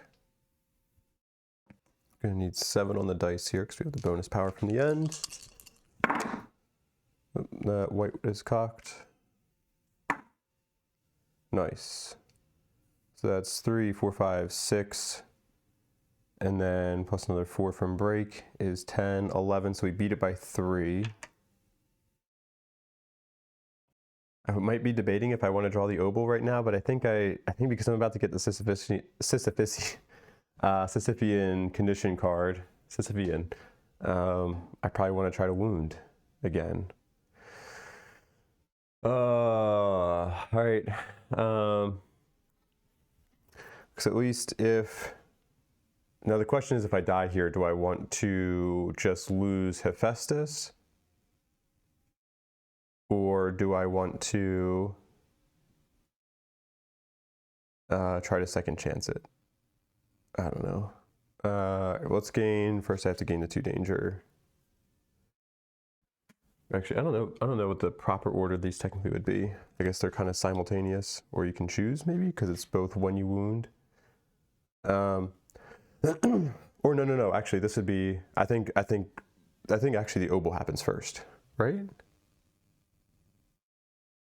It doesn't matter. It doesn't matter in this case, because it's not like it would chain break anything. Okay, whatever. Emerging boat, just, come on. Let's do it. You live! And we get a rage! Yes! Yes! Oh, it's gonna make my chances of wounding a BP3 a little bit higher. Yes! Alright, after missing with Sky Seer, I was a little on edge about this. I'm now feeling pretty confident in this fight. Yes! Yes! Yes! Woo! Just flail my arms around. I don't even know if you could see it in the camera there, but alright. This will go, we are just gonna be shuffling these around. Oh gosh. Oh, actually, I should have, I technically should have drawn this. I should have put the other god form you live in here. Oh, I forgot about that. Oh man, that could have made it a little bit easier. I could have been doing more wounds potentially. I should have a second you live card in here. All right, I can move these out of the way. Excuse me. If you're wondering why I'm saying excuse me and you don't hear anything that's going on, it's because I feel like I'm making noises into the microphone and I'm trying to apologize for them. But if you just hear me saying excuse me for absolutely no reason, it probably sounds kind of weird. All right, so we're gonna roll our die here to, okay, so that's not gonna change. We're just gonna keep our obals out because we are going to need them again. Let's put them in a safe place over there. This goes back there, over break 3. Okay, so we're gonna finish. So oh, that's gonna give us 2 bonus attacks. 2 bonus attacks. Hell yes. We have to gain the fate for 1, but because we wounded, we lose a fate. We survived an obol. Do we want to do our when you survive an obol? Probably. Right? Yeah. I don't see why not.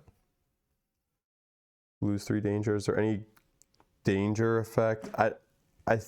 If I remember correctly, we're not going to get the hatred condition card again from going back over 6 danger. All right, so that is going to go into our wound stack, putting us at 9 wounds. That'll give us, how many BP3s are we going to have in here? Oh boy. Oh boy. It's going to be 4 BP3s and 1 BP2. All right, 3, 2, 1. Oh boy, BP3.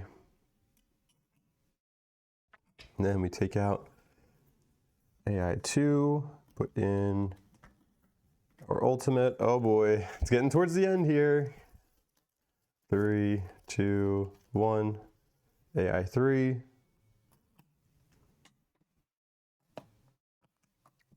Then we will clear these out. And then, oh yeah, get a rage.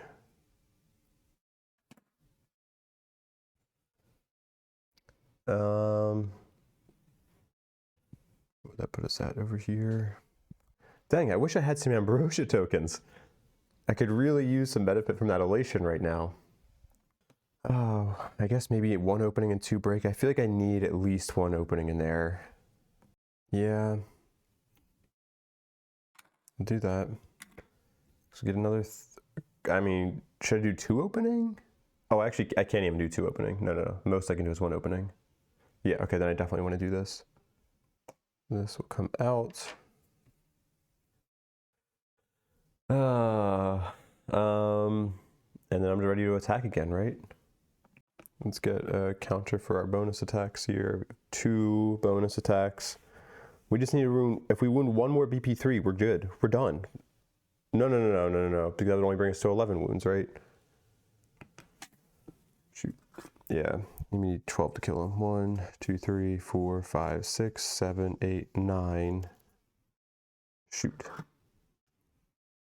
Oh, dang. And then wounding a BP3 here is just going to take out the last BP2. Oh, all right. Still some challenges ahead. But I don't think there's a reason to not do these bonus attacks. Like, I don't think this is a bad decision, right? Right? Okay. Get 2 white dice. I believe. Bring out your crits. Go up to 5 rage. And we need 6 or higher to hit. So a 5 and a 3. We're gonna gain 2 fate, and we're about to roll 2 hits. Oh, it's 1 hit. All right, we're gonna fail on one of these. Oh gosh. All right. Oh, I'm sorry, I wasn't even showing the screen. Well, yeah, I rolled like a 2 and a 3 at first or something like that, and then I just rolled an 8 and a 2. All right, come on back to your good sides here. We should decrement our little bonus attack counter here. But we'll get 2 whites, 2 reds, or 1 white rather. We get our 3 auto break.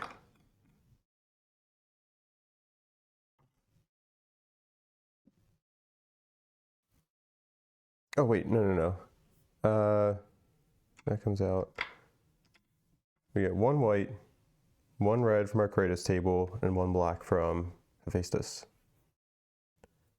Okay. Well, it's our BP2 underneath if we fail. Anything else I'm missing? No, I've looked at this like 12 times. All right. Boom. Depthless Pool, 12, and it's hardened. We do have that 13th Muse shot that we can fire. Fail is gain as many Ambrosia tokens as power. Ooh, what's our Ambrosia limit right now? 4. Oh, dang, maybe we should not have... Darn, we probably should not have lost the danger from that Left 4 Dead card. I was like, oh, I mean, why wouldn't I lose the danger? I might as well. Nope, I shouldn't have, because then our Ambrosia limit would be 5, but it's 4 right now, so we could take 4 Ambrosia. So if we avoid hardened, we fire the shot, we need to get 12. Let's say we use 4 Ambrosia to bring it up to 8. If we can get 8, we only need 7 on the dice because of the end. Having 1 power, then we could... We just get 7 on the dice, and we have plenty of break tokens. Okay, this is doable. This is doable, I think. All right, let's do 1 at a time here. Come on, red. All right, not great, but black is gonna make up for it. Ooh, not quite. And then the white. Shoot, okay, that is what, 2, 3, 4, 5, 6. Oh, that's close. All right, I need to grab a couple of these dice to see which, do some calculations here. All right, so in all cases, each die only has a 1 in 6 chance of being worse than the current value, assuming I have plenty of break tokens, which I do. Then the red and the white are tied at 2 in 6 chance of being the same and 3 in 6 chance of being better. Whereas the black is a 3 in 6 chance of being the same and a 2 in 6 chance of being better. So I think I want to re-roll both the red and the white die and leave the black die alone. These back. That. All right, so I will leave black die alone. Is there any dice that I would have forgotten about here? Oh, I do need to show that my cannon was fired. All right, come on, red die first. Okay, it's the same. I need a better side on the white die. Damn. Oh, wait a second. Oh, I misinterpreted this. Oh, shoot. It's not that I'm going to It's not that I would have been able to wound it. Oh my gosh, I'm an idiot. I mean, I would have re-rolled him anyway. Oh, I'm dumb. I was like, oh, I can, if I fail, I can still just gain the ambrosia tokens to gain that many power. It's no. It's just saying you're just gonna get screwed with ambrosia either way. So, well, that's significantly worse. Because I'm just gonna die from ambrosia. And I can't prevent that. I don't get to use that other bonus attack. Dang. No! Alright, chances are dropping of winning this fight. I've already used up all my nymph charges. No! So let's see. 12, I would have needed 1, 2, 3, 4, 5. Yeah, I'm gonna get 7 ambrosia.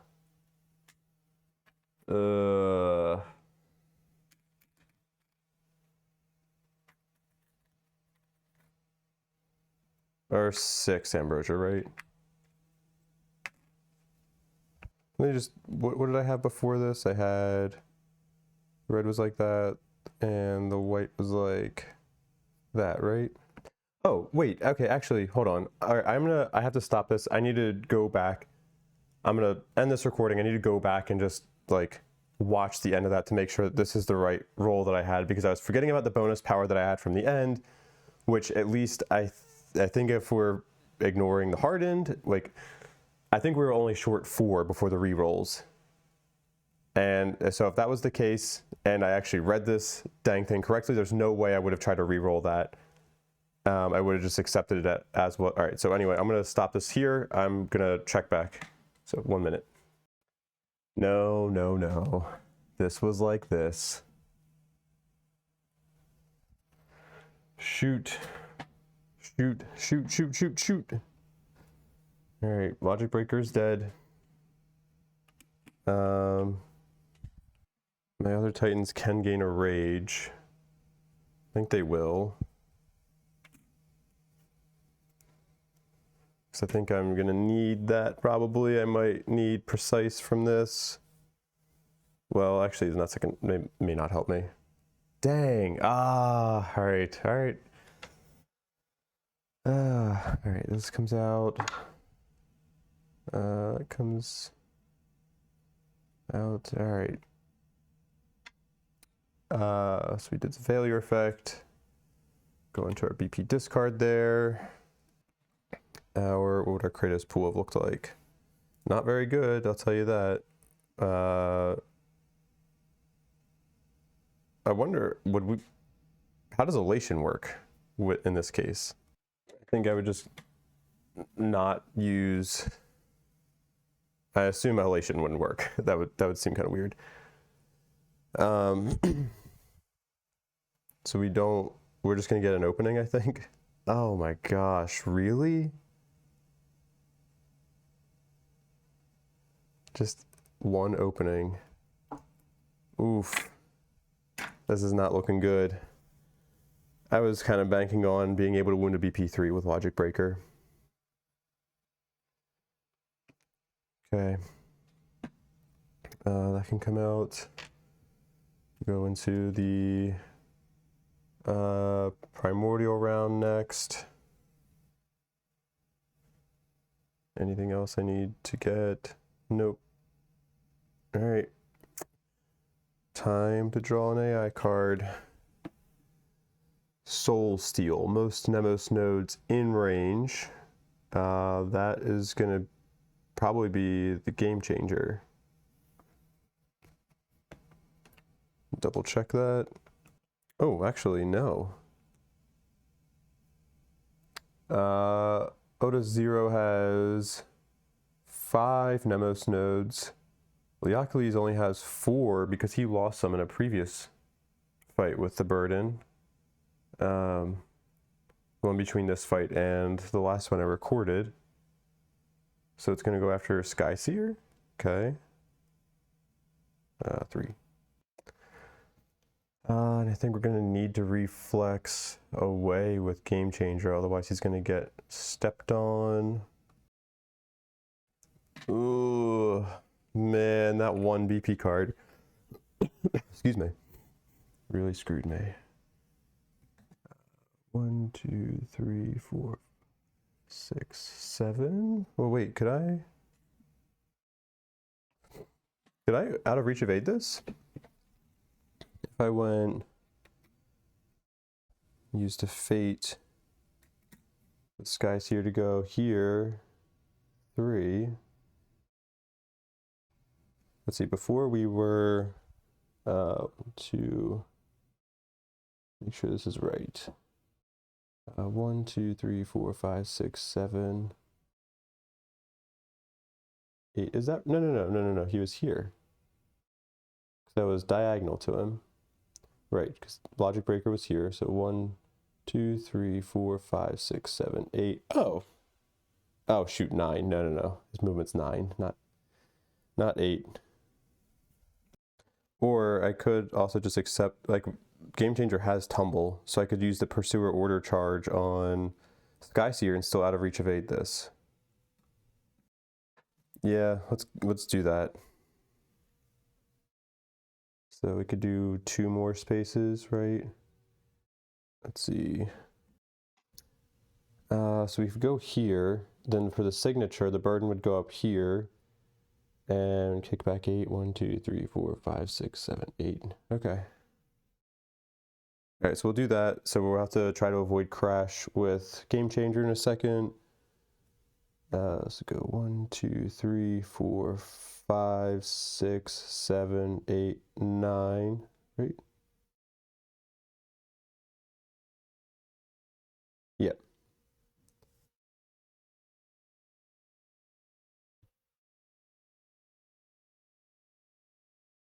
Okay, am I forgetting any traits here?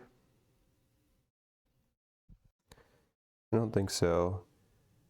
Then this will come out, resolved, and now we do signature. Oh, sorry, I gotta do crash. Game Changer, all right. So 6 or higher, so what we need. Cannot re-roll this. 3, dang. All right, suffers crash. Not good.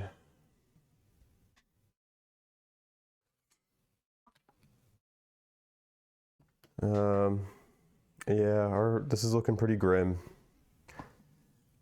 And then the burden is going to go into a signature.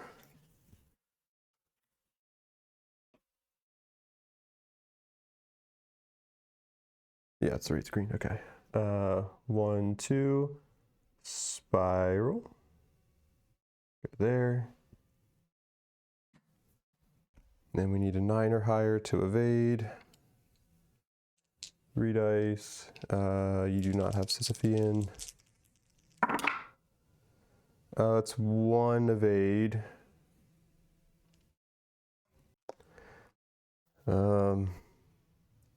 Okay. So I'm just, I'll take those hits, I guess. I'm not really that worried about danger. So we're gonna get 4 danger. This is looking pretty bad. We don't have any way to reduce that danger. No, okay, so we'll gain a major trauma card. We don't have access to our second chances yet. Bonus attack. I don't really have, I'm sorry for screaming into the microphone there. Yeah, this is great. I also don't have a lot of faith that this is going to wound though. I mean, I guess on the bright side, it chain breaks. Actually, that might be the best thing. Okay. All right. Lose 1 danger. Oh, I don't even get a choice in this. Lose 1 danger. Put that back in there. And then perform a bonus attack. Okay, so it's already on the right screen. Okay, so we're just gonna increase your rage. You are gonna need, you have +2 right now, so you need 6 or higher to hit.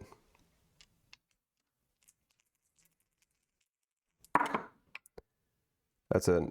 Well, I'm gonna gain 2 fate to re-roll. We're now at 9 fate. It's a crit miss and 1 hit. Anything for a crit miss? Nope. Okay, very unlikely I'm gonna wound though. With no breaks in here. That'll be, what, 2 break, or 2 black and a red.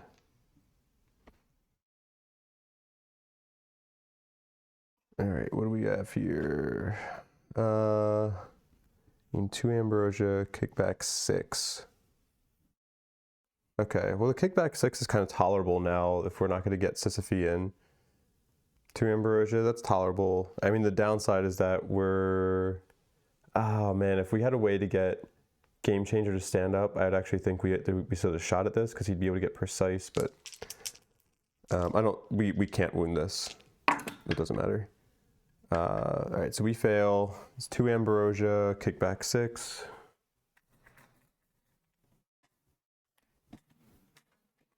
And go 1, 2, 3, 4, 5, 6, because that's the bottom of the board. Okay, and of course we have a BP3 on top because that's all that's in the BP deck right now. All right. That will come out. So the BP2 go in there, and then our signature will go back because we chain break that, and then second ability window. What do we have? 2 break from Bellerophon. We did not do any rerolls.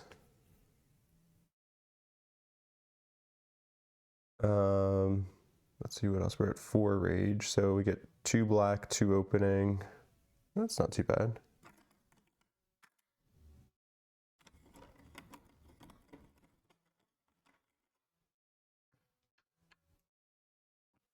All right, that's gonna end the, oh, and then I can reposition. I have 3 reposition. Oh, I wish she had Inspire. Oh, that'd be amazing. I mean, reposition is pretty nice too, though. So go 1, 2, 3. Then I think now that ends her turn. So start of the Titan round, let's draw a minor trauma, see what our, so the east is going to be the bottom of the board again. So west is the top. And let's see, what else did we need to do? Oh, we can roll for our 13th Muse. We'll go for the armor piercing shot again.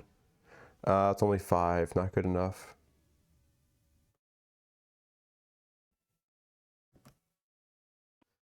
Okay, then I think I just need to go with Sky Seer. I'm not gonna have any way of standing up Game Changer, so I don't think there's like any way I can win this round. All right, I'm gonna play super high risk at this point because I think our chances of winning are very low.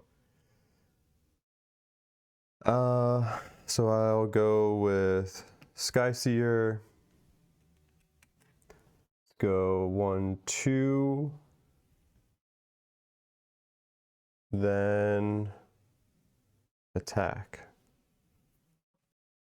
And I should probably use Arrow Barrage for opening tokens, but I'm gonna do it for break because like I'm gonna assume I have to re-roll at least 1 die. I'm gonna be drawing a Moira's card anyway. And if I have any chance of winning this, I need to get as many break tokens in here as I can. So we'll go up to 5 rage. I'm not even doing the math to see if I can actually wound this or not. What am I doing? I just want to skip to the power roll. Is that okay? Would you let me do that? Let's go 1, 2, 3. We're gonna have +3 total, so we need 5 or higher to hit.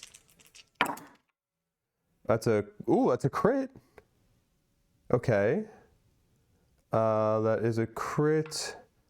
And then an 8, and I'm gonna have to gain a Moira's card here. Is there anything I can do otherwise?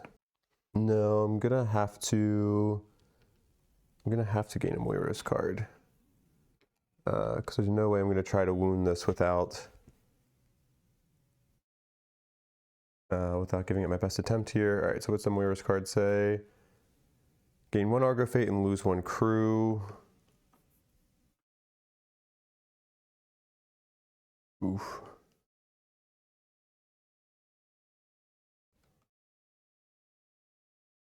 All right, and then we'll put that on her Titan sheet.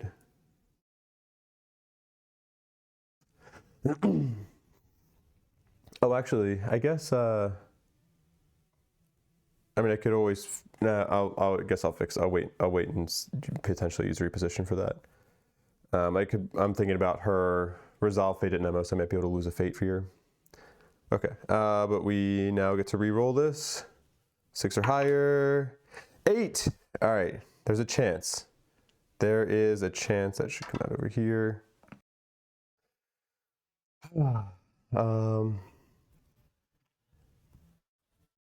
BP3, we are gonna have 3 black and a red.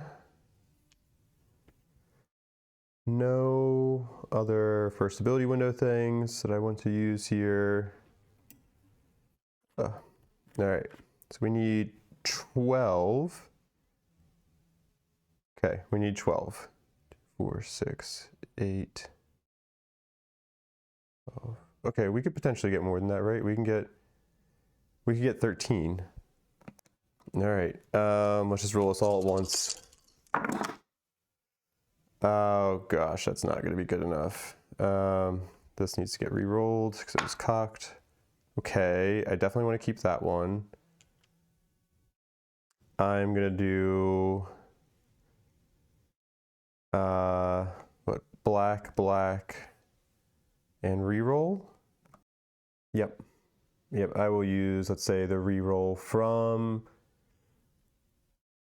I don't think I'm gonna be using Vault, so let's use the re-roll from Kratos level 2. All right, do the regular re-roll first.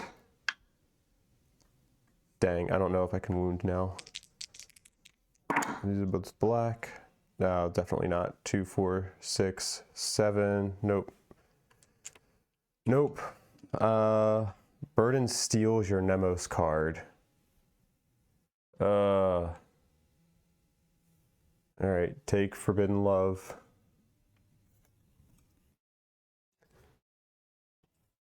Oh man, this stinks.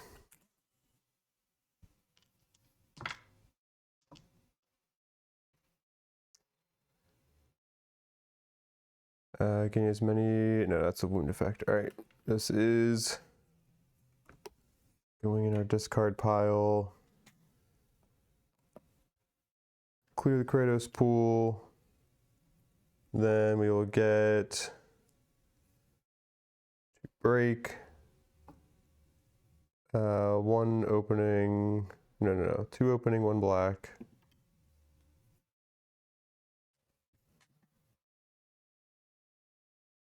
And then another opening.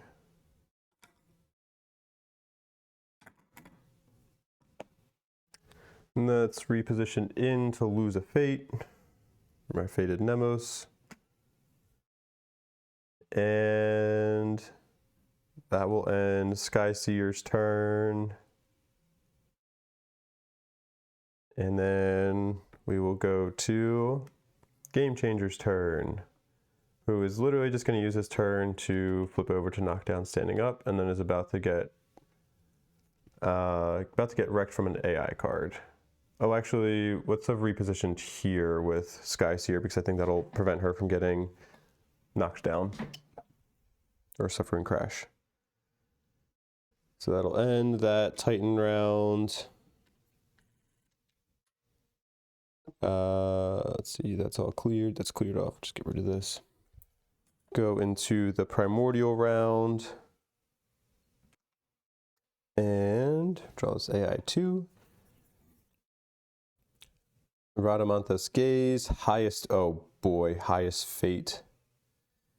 Judgment. So this is going to be on you. Move to center and judge. 1, 2, 3, 4, 6, boom. And then turn to face the target. Wisdom or will, what are those bonuses for you? Not great. 0 and 0.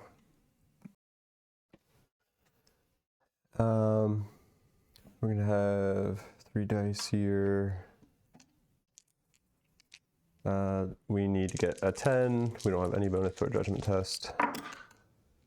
That is an 8, a 6, and a 7. Yeah, I don't think there's any way around this. We're gonna die. Because we're about to get 1 additional hit.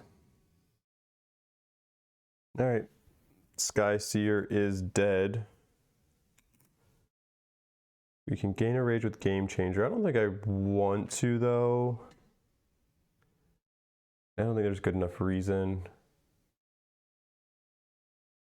Yeah, screw it. Might as well.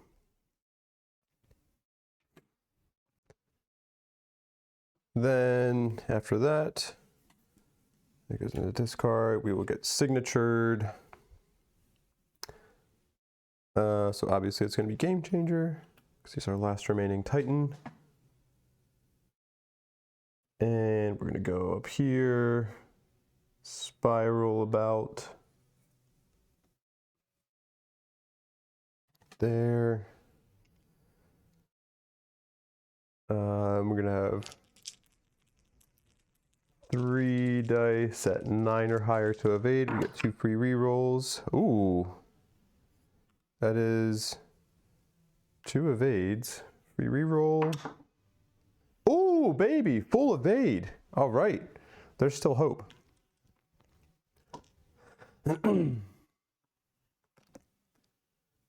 All right, so we full evaded that after attack kickback 8.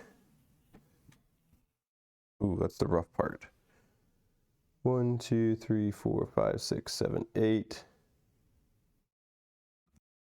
You know what? Actually, I'm going to undo that. I'm going to say he didn't reroll that 1 die. I'm going to take that 1 hit because at this point, if I don't try to chain break something, like I'm not going to be able to run up and attack here.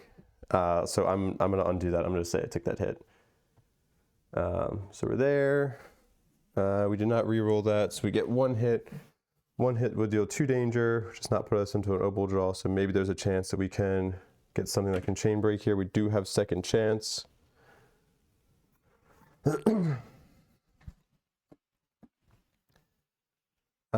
Stand up, you may gain 1 rage. You may immediately move up to your movements and perform a bonus attack. Every time I think I'm like just counted out of it, there's like still a slight hope. Okay, this is big. This is huge. This is oh, okay. All right. We still have our second chance. All right. We'll go into the back of the deck.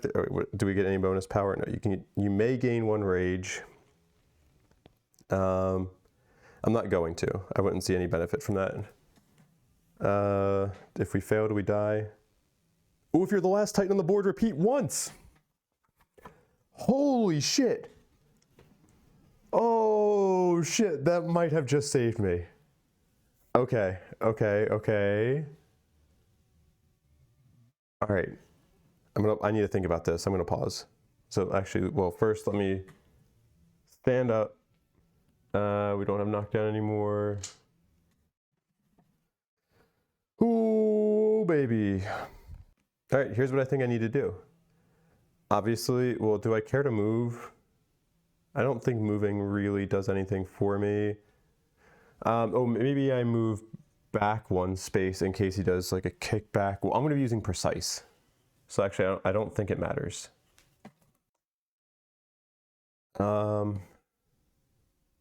Yeah, okay, so I'll step back just in case, but we're gonna gain a rage from attacking.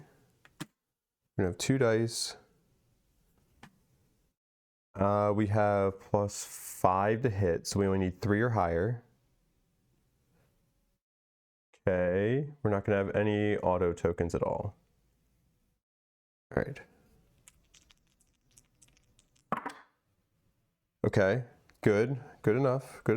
6 and an 8. So come out and go to 0 there. Oh, baby. Okay. All right. So this is chain broken. Oh my gosh, these trauma draws have saved my butt. Put that back there. All right. So we get to look at the top BP card, and then after we see this, we can decide if yep, I am not going for that. So we're gonna take that. Shuffle it back in. Well, there's only 2 cards here. So we'll do our, oh gosh, we'll do a little modulus operator too. Let's go back to this. Boom. It's 10, that divides evenly, so that'll just go back into the stack as is. So we don't need to spend a fate for this, we just get this. We're gonna attack this BP3, because then if we attack this, now our BP2 is on the top of the discard pile still, right? Yes, so there's hope. If we wound this, we're in pretty good shape. This is still gonna be hard. 3 black and 2 red?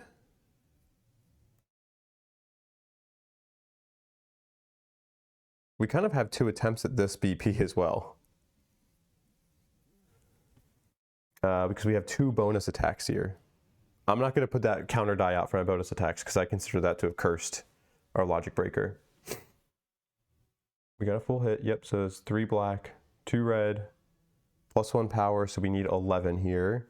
No auto tokens. All right. Gosh.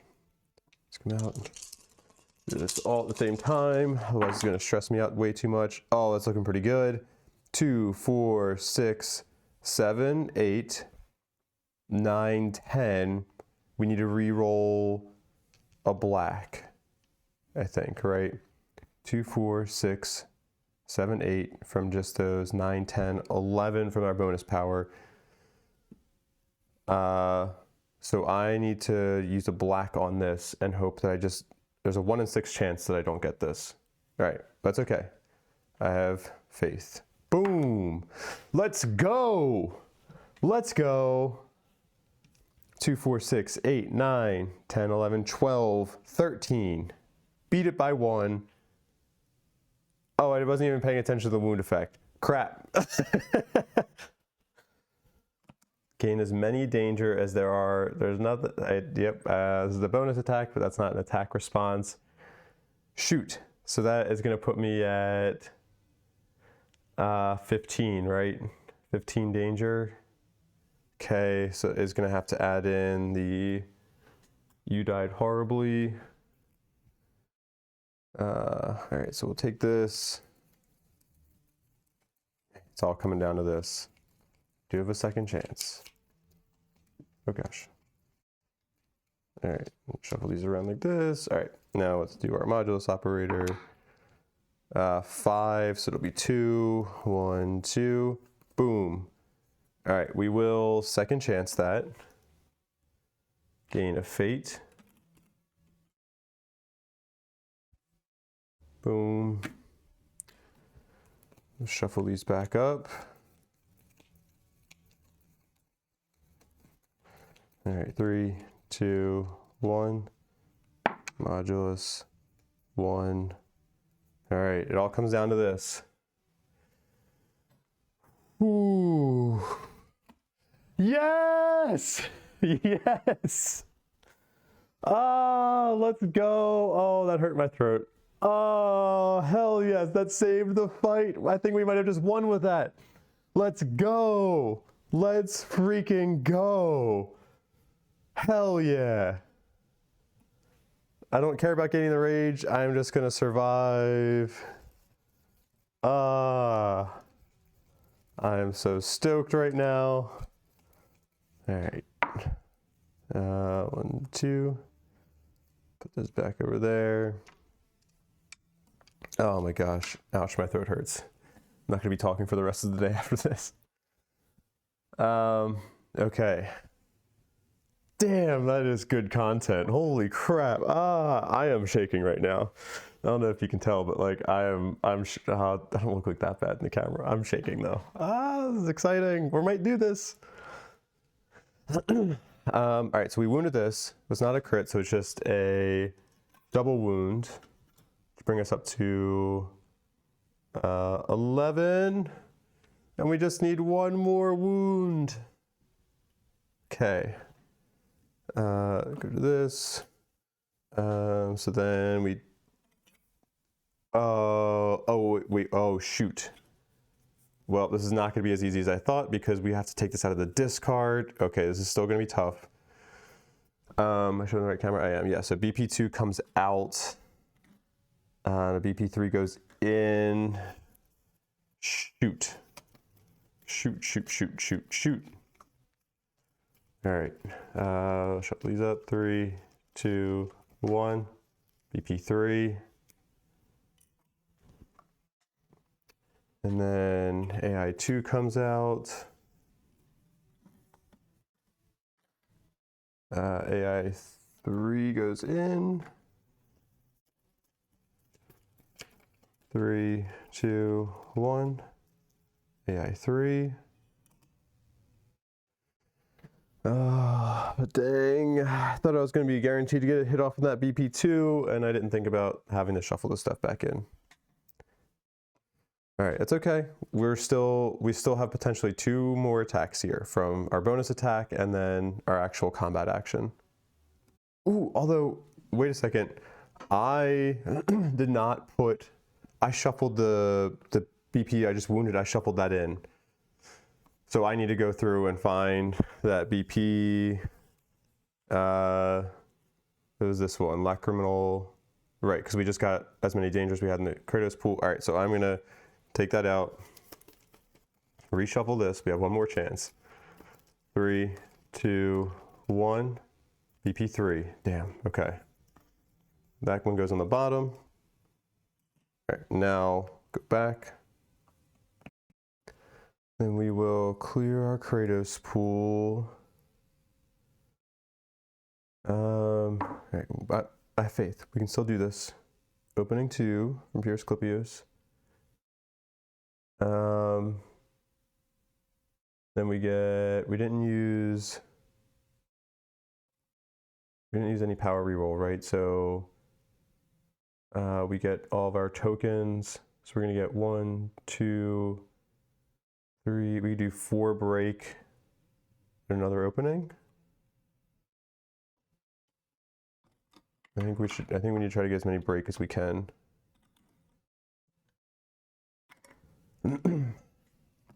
Oh, I think I screwed up and hurt myself, but I think I still got lucky. I'm going to keep it as is, but I forgot that I could have reduced my danger with Pure Asclepios. I think we could have done that before we had to gain the danger from the BP card. That was 6 tokens in there. We wouldn't have had to add the You Died Horribly card in there. Okay, so I guess I should still be at 9 danger now. I am going to take out we'll just leave it in there, and then if we end up having to draw an obol, no, let's take it out. Let's take it out. All right. Dang. It was I should have left it in there. Okay, so that comes out. Oh gosh. Then we will shuffle these.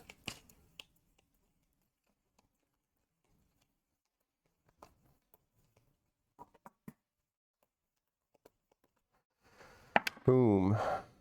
That's even, so then we don't change it. All right. We're gonna get another rage as we do our second bonus attack from, what was the name of that grave trauma card? The touch. Man, I've definitely drawn that before. I don't think I've ever been in a situation where I've gotten to use both bonus attacks from that. Wild. All right, 2 dice, we have +5 total, so we need 3 or higher to hit. I already gained the rage. Oh gosh, oh, too bad, that was an accident, but I'll keep it.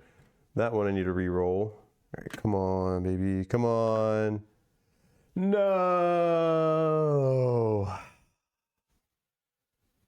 Shoot. Well, I mean, his crit miss doesn't really matter. All right, well, I'm not going to be able to wound this BP3. My gosh, this is just a roller coaster of emotions right now. All right, so we're going to have 2 black dice and 2 red dice. I don't see anything else. All right, one last look. I mean, I don't even know if even if it's at 12, I probably can't wound. Oh, but the BP2 is here. BP2 is on top now. Okay. All right. Ooh. 14. Yeah, we don't have a cannon shot to fire, so we'd have to get 14. Oh no, this is the Ambrosia one. Okay, well, at least with him, we have a chance of like not gaining some Ambrosia tokens. Oh my gosh, this is so stressful. I am so stressed right now. So we need 13 because of the power on Pyrrhus Clipios. Boom. All right, that's good. That's awesome. That's 2, 4, 7. That's cocked. 8, 9. That uses up our break. 10. Oh, wait a second. So 1, 2, 3, 4, 5, 6. That's 10 power. We have 11, including the power on Pyrrhus Clipios. We would need 14 to wound. I don't think I can get, I mean, the most I could get is 2 more power if I re-rolled both the reds and got them good. So I can't wound this. Yeah, I think literally the maximum I could get would be 13. So fail, gain as many Ambrosia tokens as power missing to successfully wound after the power roll. So right now we are short 3. I'm not going to risk a re-roll of anything because I want to maximize the amount of tokens that I can leave in the pool. So we're going to have potentially gain 3 tokens, but we might be able to avoid some of that with Spewed by the Abyss. So we can roll on an 8, we lower it by 1 for each. So that's a 9, so we're only going to take 2 now. That's a 10, so we're only going to take 1. That's a 2. Okay, good. I'm actually glad we're taking at least 1 because now I can use Elation. That worked out. All right, I'm back to feeling good again. As this has been the craziest, insane roller coaster of emotion was this whole fight. This has taken me so long in real time too because I've been like pausing so much. My throat is going to be destroyed after this again, but it's going to be worth it. All right, so we did our Ambrosia. This will go into the BP discard pile. We have our amazing, beautiful BP2 on top. I could cry. It makes me so happy. All right, 2 opening. Let me just summarize these. All right, we're going to get 2 more opening because of Elation. And then we will get the 4 break. Yeah, the 4 break does not change. All right, and I already, was that a BP with an AT value of 9? I think so. I already forget. Not that it really matters. It's not going to change anything I'm going to do. I'm not going to use Precise to go after that BP3.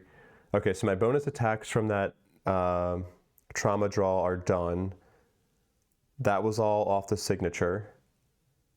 So now it's back to the Titan round. The start of the Titan round, we can try, okay, well first let's do determine where the bottom is. We choose, I'm going to continue keeping the bottom down there. Is that, oh my gosh, the other Bloodlust card? The heck?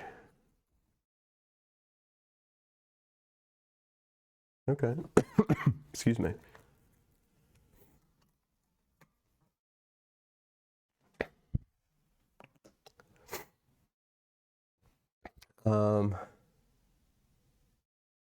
Then, oh, and then the cannon, although I don't think this BP card was hardened, but let's roll for it anyway. What am I doing here? That's cocked. That's a 9, so we do get it. All right, and then we're gonna attack. In a rage, we have +6 to hit, so we only need 2 or higher. 5 and a 2, baby. I'll take it. I will take it. Come on, come on. All right, 9. So we need 8 on the dice here. We're gonna have 3 black. We're gonna have 2 red, and I'm just going for it. Okay, not the best. What is this? 2, 3, 4, 5, 6, 7, 8, 9. We did it! Let's go! We did it! Yeah! Woo! As I'm like going into a coughing fit. Oh my gosh. Ah, we did it! We did it! We got down to 1 Titan. We lost. Oh my gosh. We have some fallen soldiers here. Holy shit. Holy shit. Okay, well, let's put this in our wound pile. Let's make sure did emerging boat miscount here. 1, 2, 3, 4, 5, 6, 7, 8, 9, 10, 11, 12. 12 wounds to, okay, I'm gonna be so upset if I go back and watch this and I'm like, I forgot about this really important trait. Okay, I need some water. All right, let's cut over to, is there anything else I need to do here? Let's just cut over to our victory.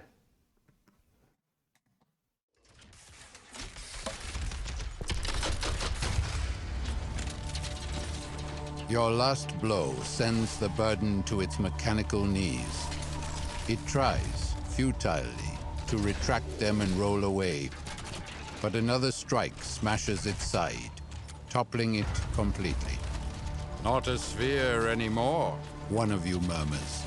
Try rolling away from this one. The burden wiggles on the snowy stone like a fish thrown onto a ship's deck. Ambrosia spilling around it in a large pool. The last of you took their time, climbing a nearby rock outcrop. Now they stand on top, towering over the monster, their heavy weapon gleaming in their hands. They raise it overhead and jump down with a vicious roar. The burden's Hephaestum mesh finally gives in and cracks like an egg. A whimper is heard, and the monster grows still. Sisyphus struggled with his burden for Aeon, but he was alone. You are a legion, united in a common goal. No burden is hard to bear when there are eager hands to lift it.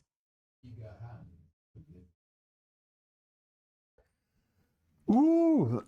All right. We killed the burden.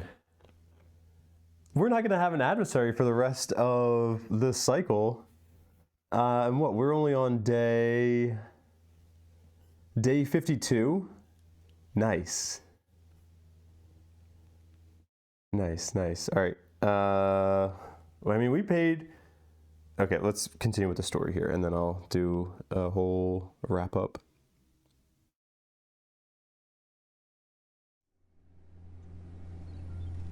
You take the burden's broken carcass to the Argo for further study. You have not seen this kind of technique before. A fusion of relief and machina limbs, without obvious mechanisms, unlike the Labyrinthoros. And no monstrous operator either, just a seemingly depthless pool of thick ambrosia mass, one that could take the shape of living things, like arms, but had no form of its own. How did it exist? One of you asks the academicians. But none of them have the answers you seek. They will mine it for resources, though, just like they did with Temenos. As most of the materials it's made of are not found in nature. As they remove the outer shell, trying to uncover more of the ambrosia reservoir, something unexpected happens. The umbral mass bubbles and boils, spilling from the cracked sphere onto Argo's deck. You back away in disbelief. There couldn't have possibly been that much of the stuff inside. And then, with a wet belch, the mass disgorges a Titan. They land on all fours, and though ambrosia covers it from head to toe, they do not collapse. They're larger than any you have seen so far. As they rise to stand upright, lumps of ambrosia and corroded metal fall to the ground with resounding thuds. You notice their body is covered in the distinctive sockets of the Argo breeding process. This Titan was made here, or was it? The Game Changer, too, had compatible designs, yet they too were foreign to the city ship. Your eyes dart to their head, looking for something resembling a cryptex, but find nothing. The Titan looks around, their eyes obscured by ambrosia, and breaks into a run. "Wild Titan on the autopsy deck!" one of you yells, while another calls for a Titano-Kinigos team. All Titano-Kinigos teams. You pursue the runner deeper into the Argo. It's so fast and agile, especially for its size. Its power so raw, but it doesn't seem to be driven by rage or by want of destruction. You lose it briefly in the unexplored sectors, but then you hear a banging, the distinctive sound of fists connecting with metal. By the time you get there, the fit of anger, or whatever it was, has ended. The Titan sits on the ground, leaning against the wall, a polished bulkhead with an inwrought ring. You remember this place, the Discus, the supposed true engine of the Argo. There is a crack in the wall where the Titan broke through. There are no sounds coming from the other side, no hollow ringing. As the Titano-Kinigos hunters secure the Titan, you look to the crack. Might as well take a look.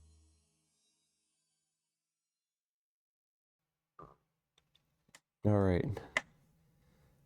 Gain 1 Argo knowledge. That's not going to matter because we're already at the max for this cycle. Gain the Burden Autopsy technology card and 1 Truth Bearer Titan. I love the Truth Bearer. All right, I don't feel like going into that. This video is super long as is. So let me just add it really quickly here.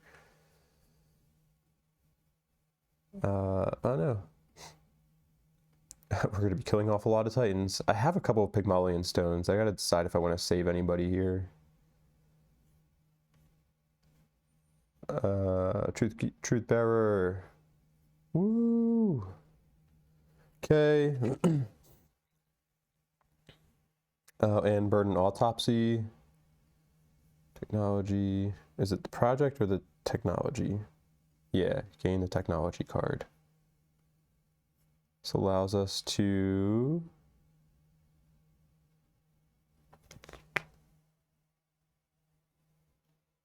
wait a minute, was I using? No, okay.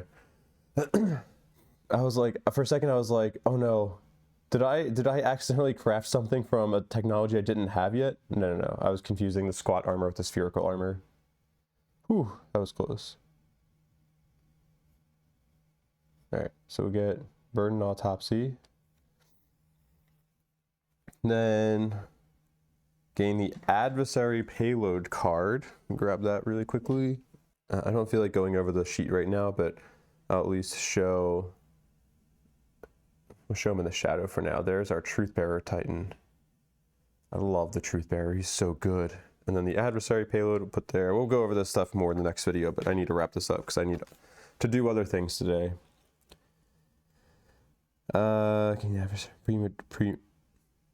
If you defeated the Burden in cycle 3 or earlier, you can have cycle 4. Add the No! Oh, God, no. I'm gonna have to fight the Dehaka in cycle 2? Oh, shit. Oh, that's gonna be impossible. Oh, man. I'm debating it. Oh, man. I'll have to decide if I'm gonna film that. I kind of want to save the Dehaka fights for cycle 3. Like, at least filming them. But also, it'd be funny just to see me get my ass kicked by the Dehaka in cycle 2. Oh, dear God. Oh, no. Alright. Broken Circle, 5 days from now. I'm gonna be rushing to the end of this cycle. Broken Circle, C4 special event, heart. Oh God. If you haven't yet experienced Inward, okay, Inward Odyssey 60, that's what I'm looking for. All right, so we'll go and do that in a second. Reset Triskelions, I'll take care of that part off camera. Argo Fate will go down by 4. Oh my gosh, that is so needed. Resources, I'll do that. Excuse me. Did not critically wound any BP3s, I don't think, right? I think we just only critically wounded that one BP2. Yeah. But if there's going to be a BP2 to critically wound, if there's going to be any card to critically wound, I'm glad we got Sisyphus's Burden. Alright, discard all conditions and tokens. So this is where I'm going to have to decide if I want to save any of these Titans. Maybe I won't. I've been using these Titans a lot. I can always remake at least the fire starter with a core. Logic Breaker. I think I'm still waiting for my Maze Runner to get Maze Walker. Is it Maze? It's Maze Runner, right? Put some respect on that name. Yeah, Maze Runner. Silly goose. You dumbass. Maze Runner breeding. So tomorrow I'd be able to start the timer for Logic Breaker. I think if I just let all 3 of them die, I'll get another Pygmalion Stone. Let's just do that. Skyseer, we need to take a break from her anyway. Feels kind of fitting to pay a heavy cost for this fight because this was crazy. All right, Titans. We're gonna lose Skyseer, Logic Breaker, and Firestarter.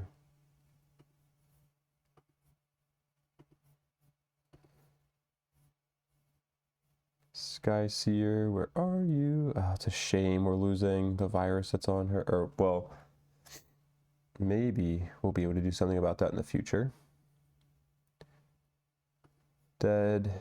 And who else? Logic Breaker.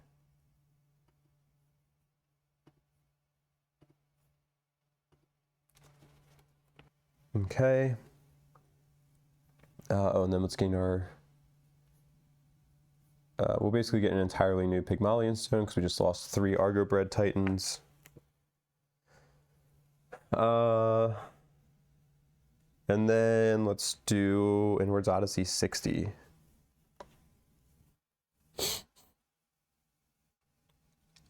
No, we need to go to C3 for this one.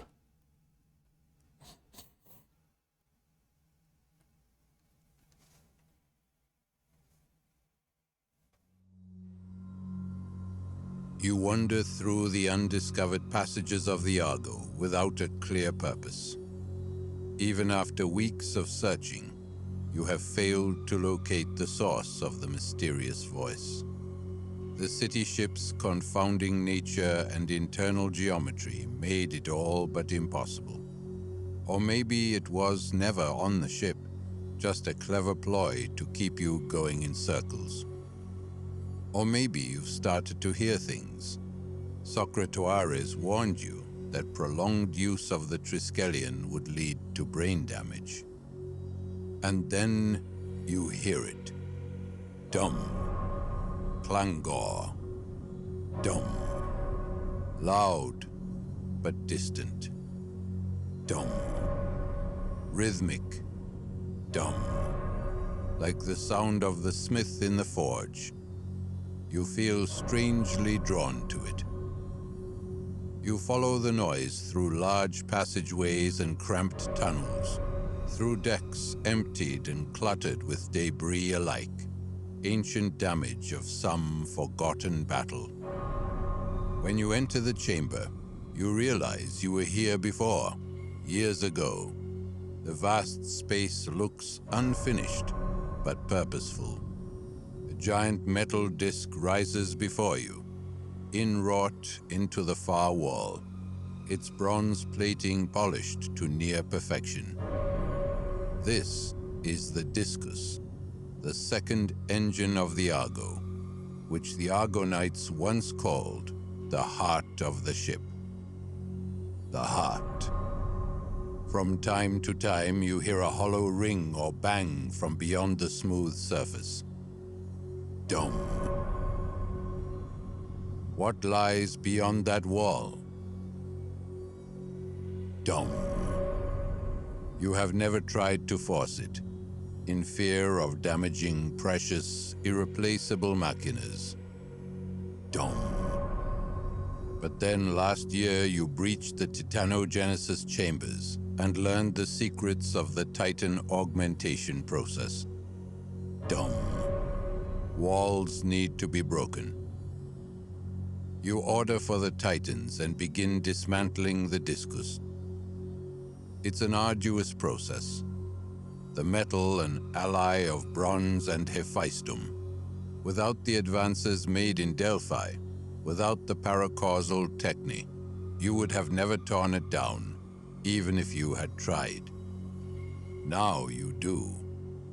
You create a small crack, a narrow slit for a mortal to enter the closed space beyond. As you cross the metal threshold one by one, you begin to feel a presence. You stop a few paces from the makeshift entrance, heads lifted to the giant, perfectly round sphere of the engine, held in a Hephaestum harness above a geared ramp, always in motion.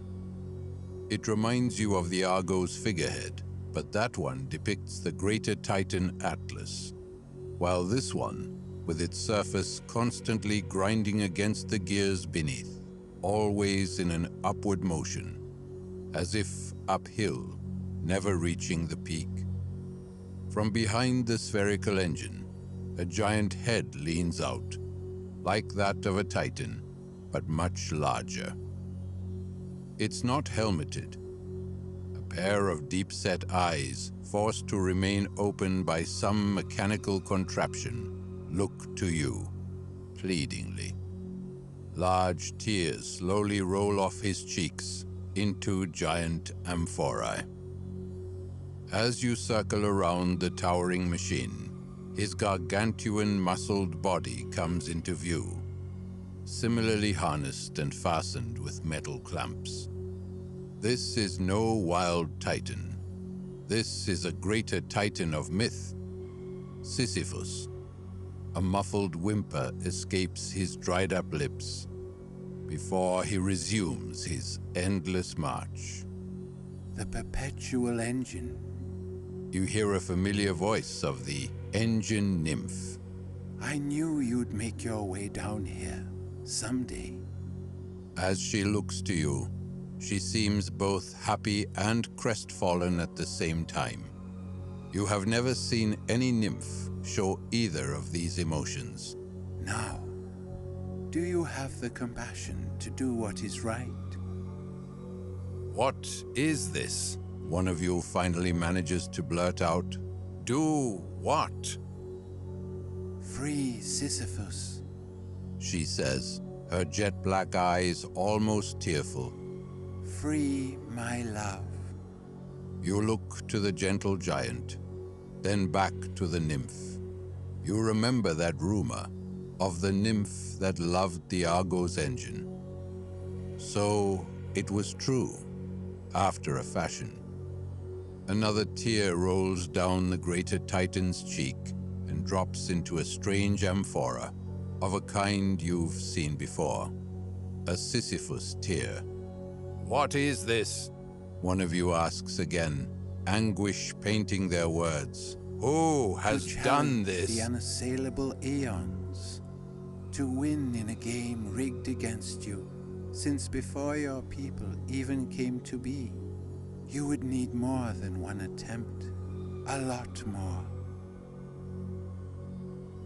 She says Thus has mournfully. Trismegistus chained Sisyphus to the artificial burden, so that his endless toil could grant the Argo an infinite number of attempts, and his tears an infinite number of redos.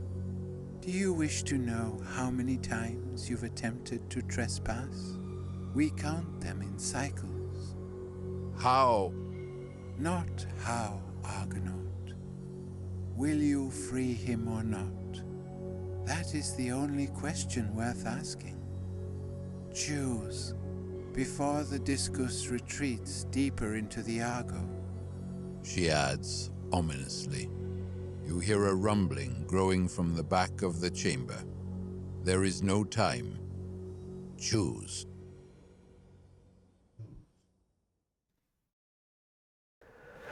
All right, so here we have to choose between option 1. Oh, poor ill-fated Sisyphus, who has endured unending torment not once but twice. How could you exploit him further? He has suffered enough. You will take it from here. Free Sisyphus from the engine. Mark R7. From this point, you cannot gain or use Sisyphus tears in this or later cycles.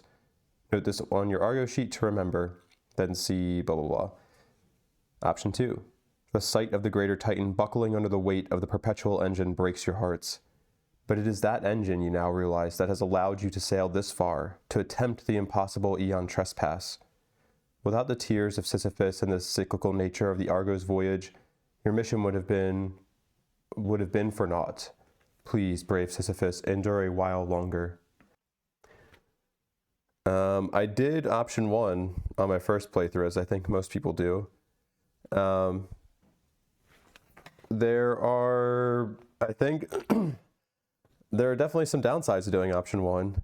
Part of me wants to do option 2 for like the sake of seeing something new in the story, but like I also don't really want to put this.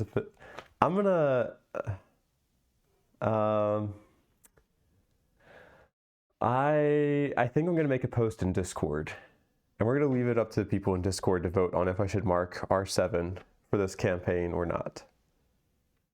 So let's see. Today's February 13th for me. This video is probably not going to come out until like almost a month from now, I think, with the schedule I have going on, assuming I keep that the same. So yeah, maybe I think I'm gonna. It's saying I don't have time to make the decision, but sorry, I'm gonna give it like 24 hours. I'm gonna make a post in Discord, and we'll give it like 24 hours to see which option gets voted on the most, and then we'll go with that one. I think that'll be fun. Okay, so I have to keep the storybook open until that decision is made because I can't progress any further there. Oh, sorry, I think I unmuted while I was coughing. That was probably that was hands down the craziest, most roller coaster fight that I have had this playthrough. That was unbelievable.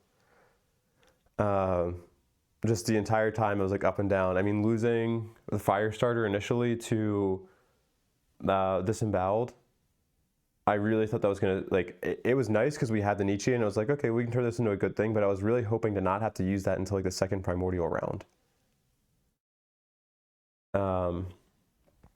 So what would I have done differently? Because I think there was a lot of luck both ways here. I think there was good luck in terms of our trauma draws. I think there was, and we also had some good power rolls. We also had some bad power rolls, and some bad draws of the BP cards. Like getting that BP3 with the Ambrosia failure on it.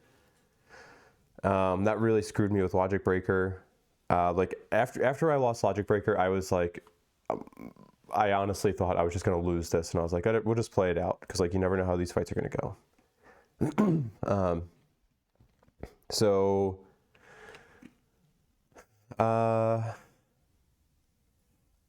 arguably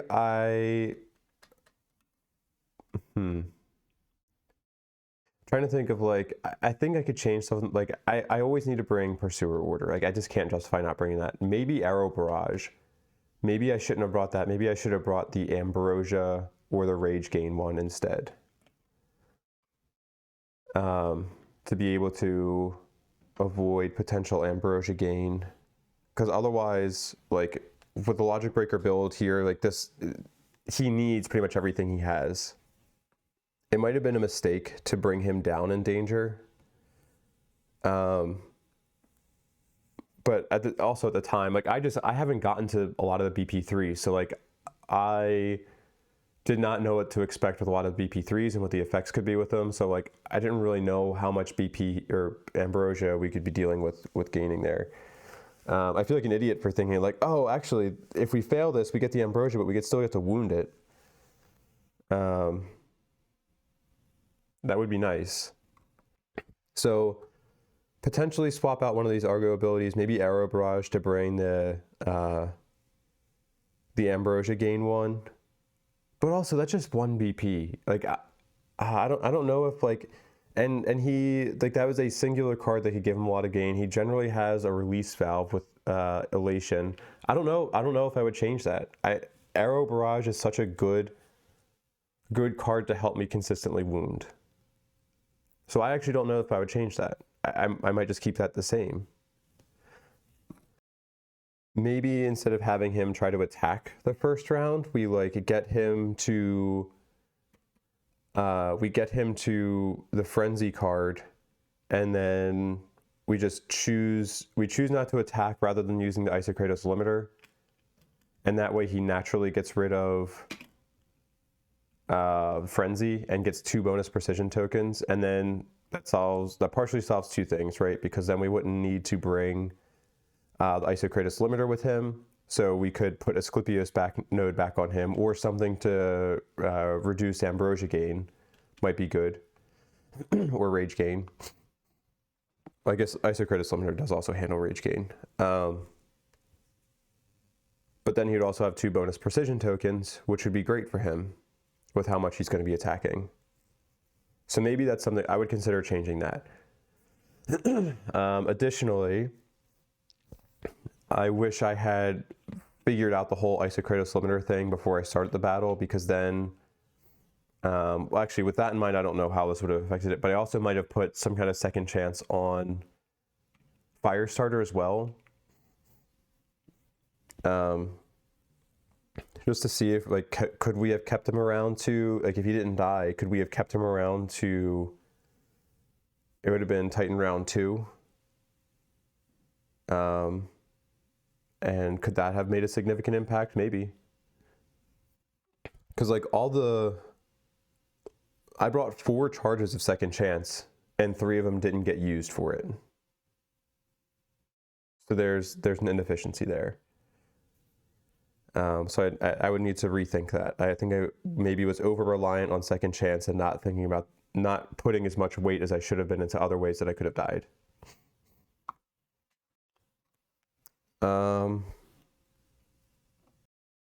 I do think, excuse me, dang it, I couldn't pause before that one.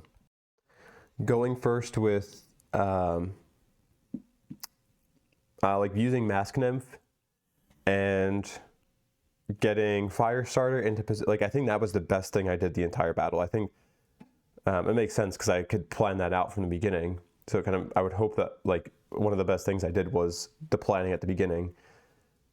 But that really helped, because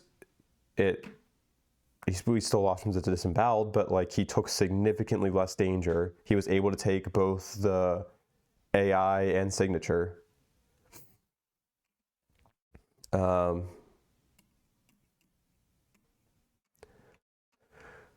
it was nice that we were able to get this fight in while we still have Hypatia, because having her be able to use the cast-off ability, the 3rd level there, was great. It is a shame. Well, I'll get into that in a second. The trauma draws that we had for those bonus attacks, I mean, that saved me. Especially, let me pull that out. It's the back of the Grave deck now, right? I mean, this card, this trauma card was the MVP of this fight. If you're the last Titan on the board, repeat once. I literally, I needed that. I needed both of those bonus attacks to be able to win this.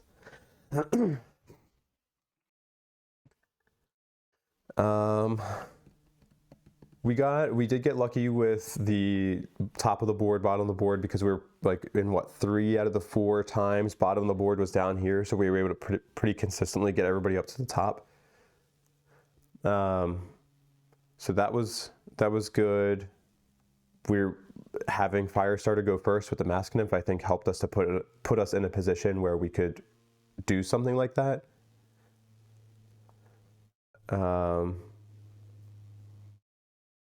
What else? I mean, yeah, I'd have to go back and I need to go back and rewatch this just to see if there's anything I really screwed up here. But I hope not, just for the sake of like, I don't want to. I'm okay with having lost everything, because we lost a lot. I mean, we lost 3 Titans. We lost a Nymphs. Like, is this? I mean, this is permanently gone. Pretty good. It's not amazing. It's pretty good. What else did we lose? I wish it was like if you killed him, you got to take everything back from the Moirai Vault. Game helmets placed here cannot be used in any way. If you do not reclaim them until the end of battle, yeah, I was not going to try to reclaim anything. So that's a shame. So we lost, let's see, what else did we lose? We gained a Faded Nemos with Otis 0. I think I've completed all my Alpha Adventure hubs that I can. I don't think I'm going to be able to get him another, yeah, because we don't have access to the other Thermopile anymore. So maybe that's another loss of this, is not only did we lose the Forbidden Love one, like in the future we're going to lose a Night to Remember. So that's a downside. But I mean, this is a crazy battle. It is like, I'm gonna have to like digest this a little bit. It's just so, it's so fun for battles to come down to the wire like this though. I think that's one of like my favorite parts about this game, is that like there's very few games where like I feel like I have no hope left. Like I'm about to, like, there's no way I can win this. I'm about to lose. Like it's just impossible.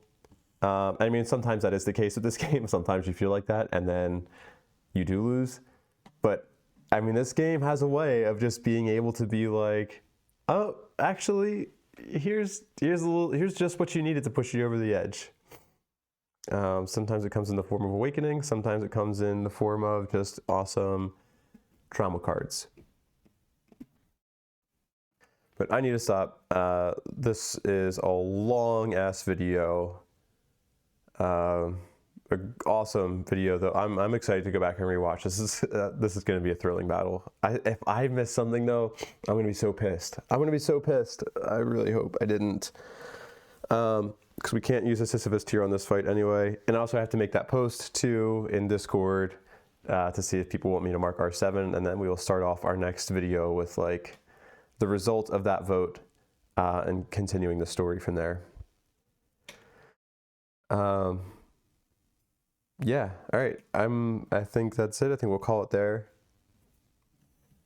Thank you all very much for joining. If you watch this battle all the way through, thank you. I appreciate you. I appreciate your viewership. I appreciate, I don't know, just, it means a lot to me if people are like just taking time to watch content like this. Like, I don't know, it's just cool. I'm playing the game to play the game, and I'm just happy to share it with other people. You can experience my highs and lows and my horrible voice cracking, and my voice is going to be shot because I'm still recovering from a sore throat, and I did not help today.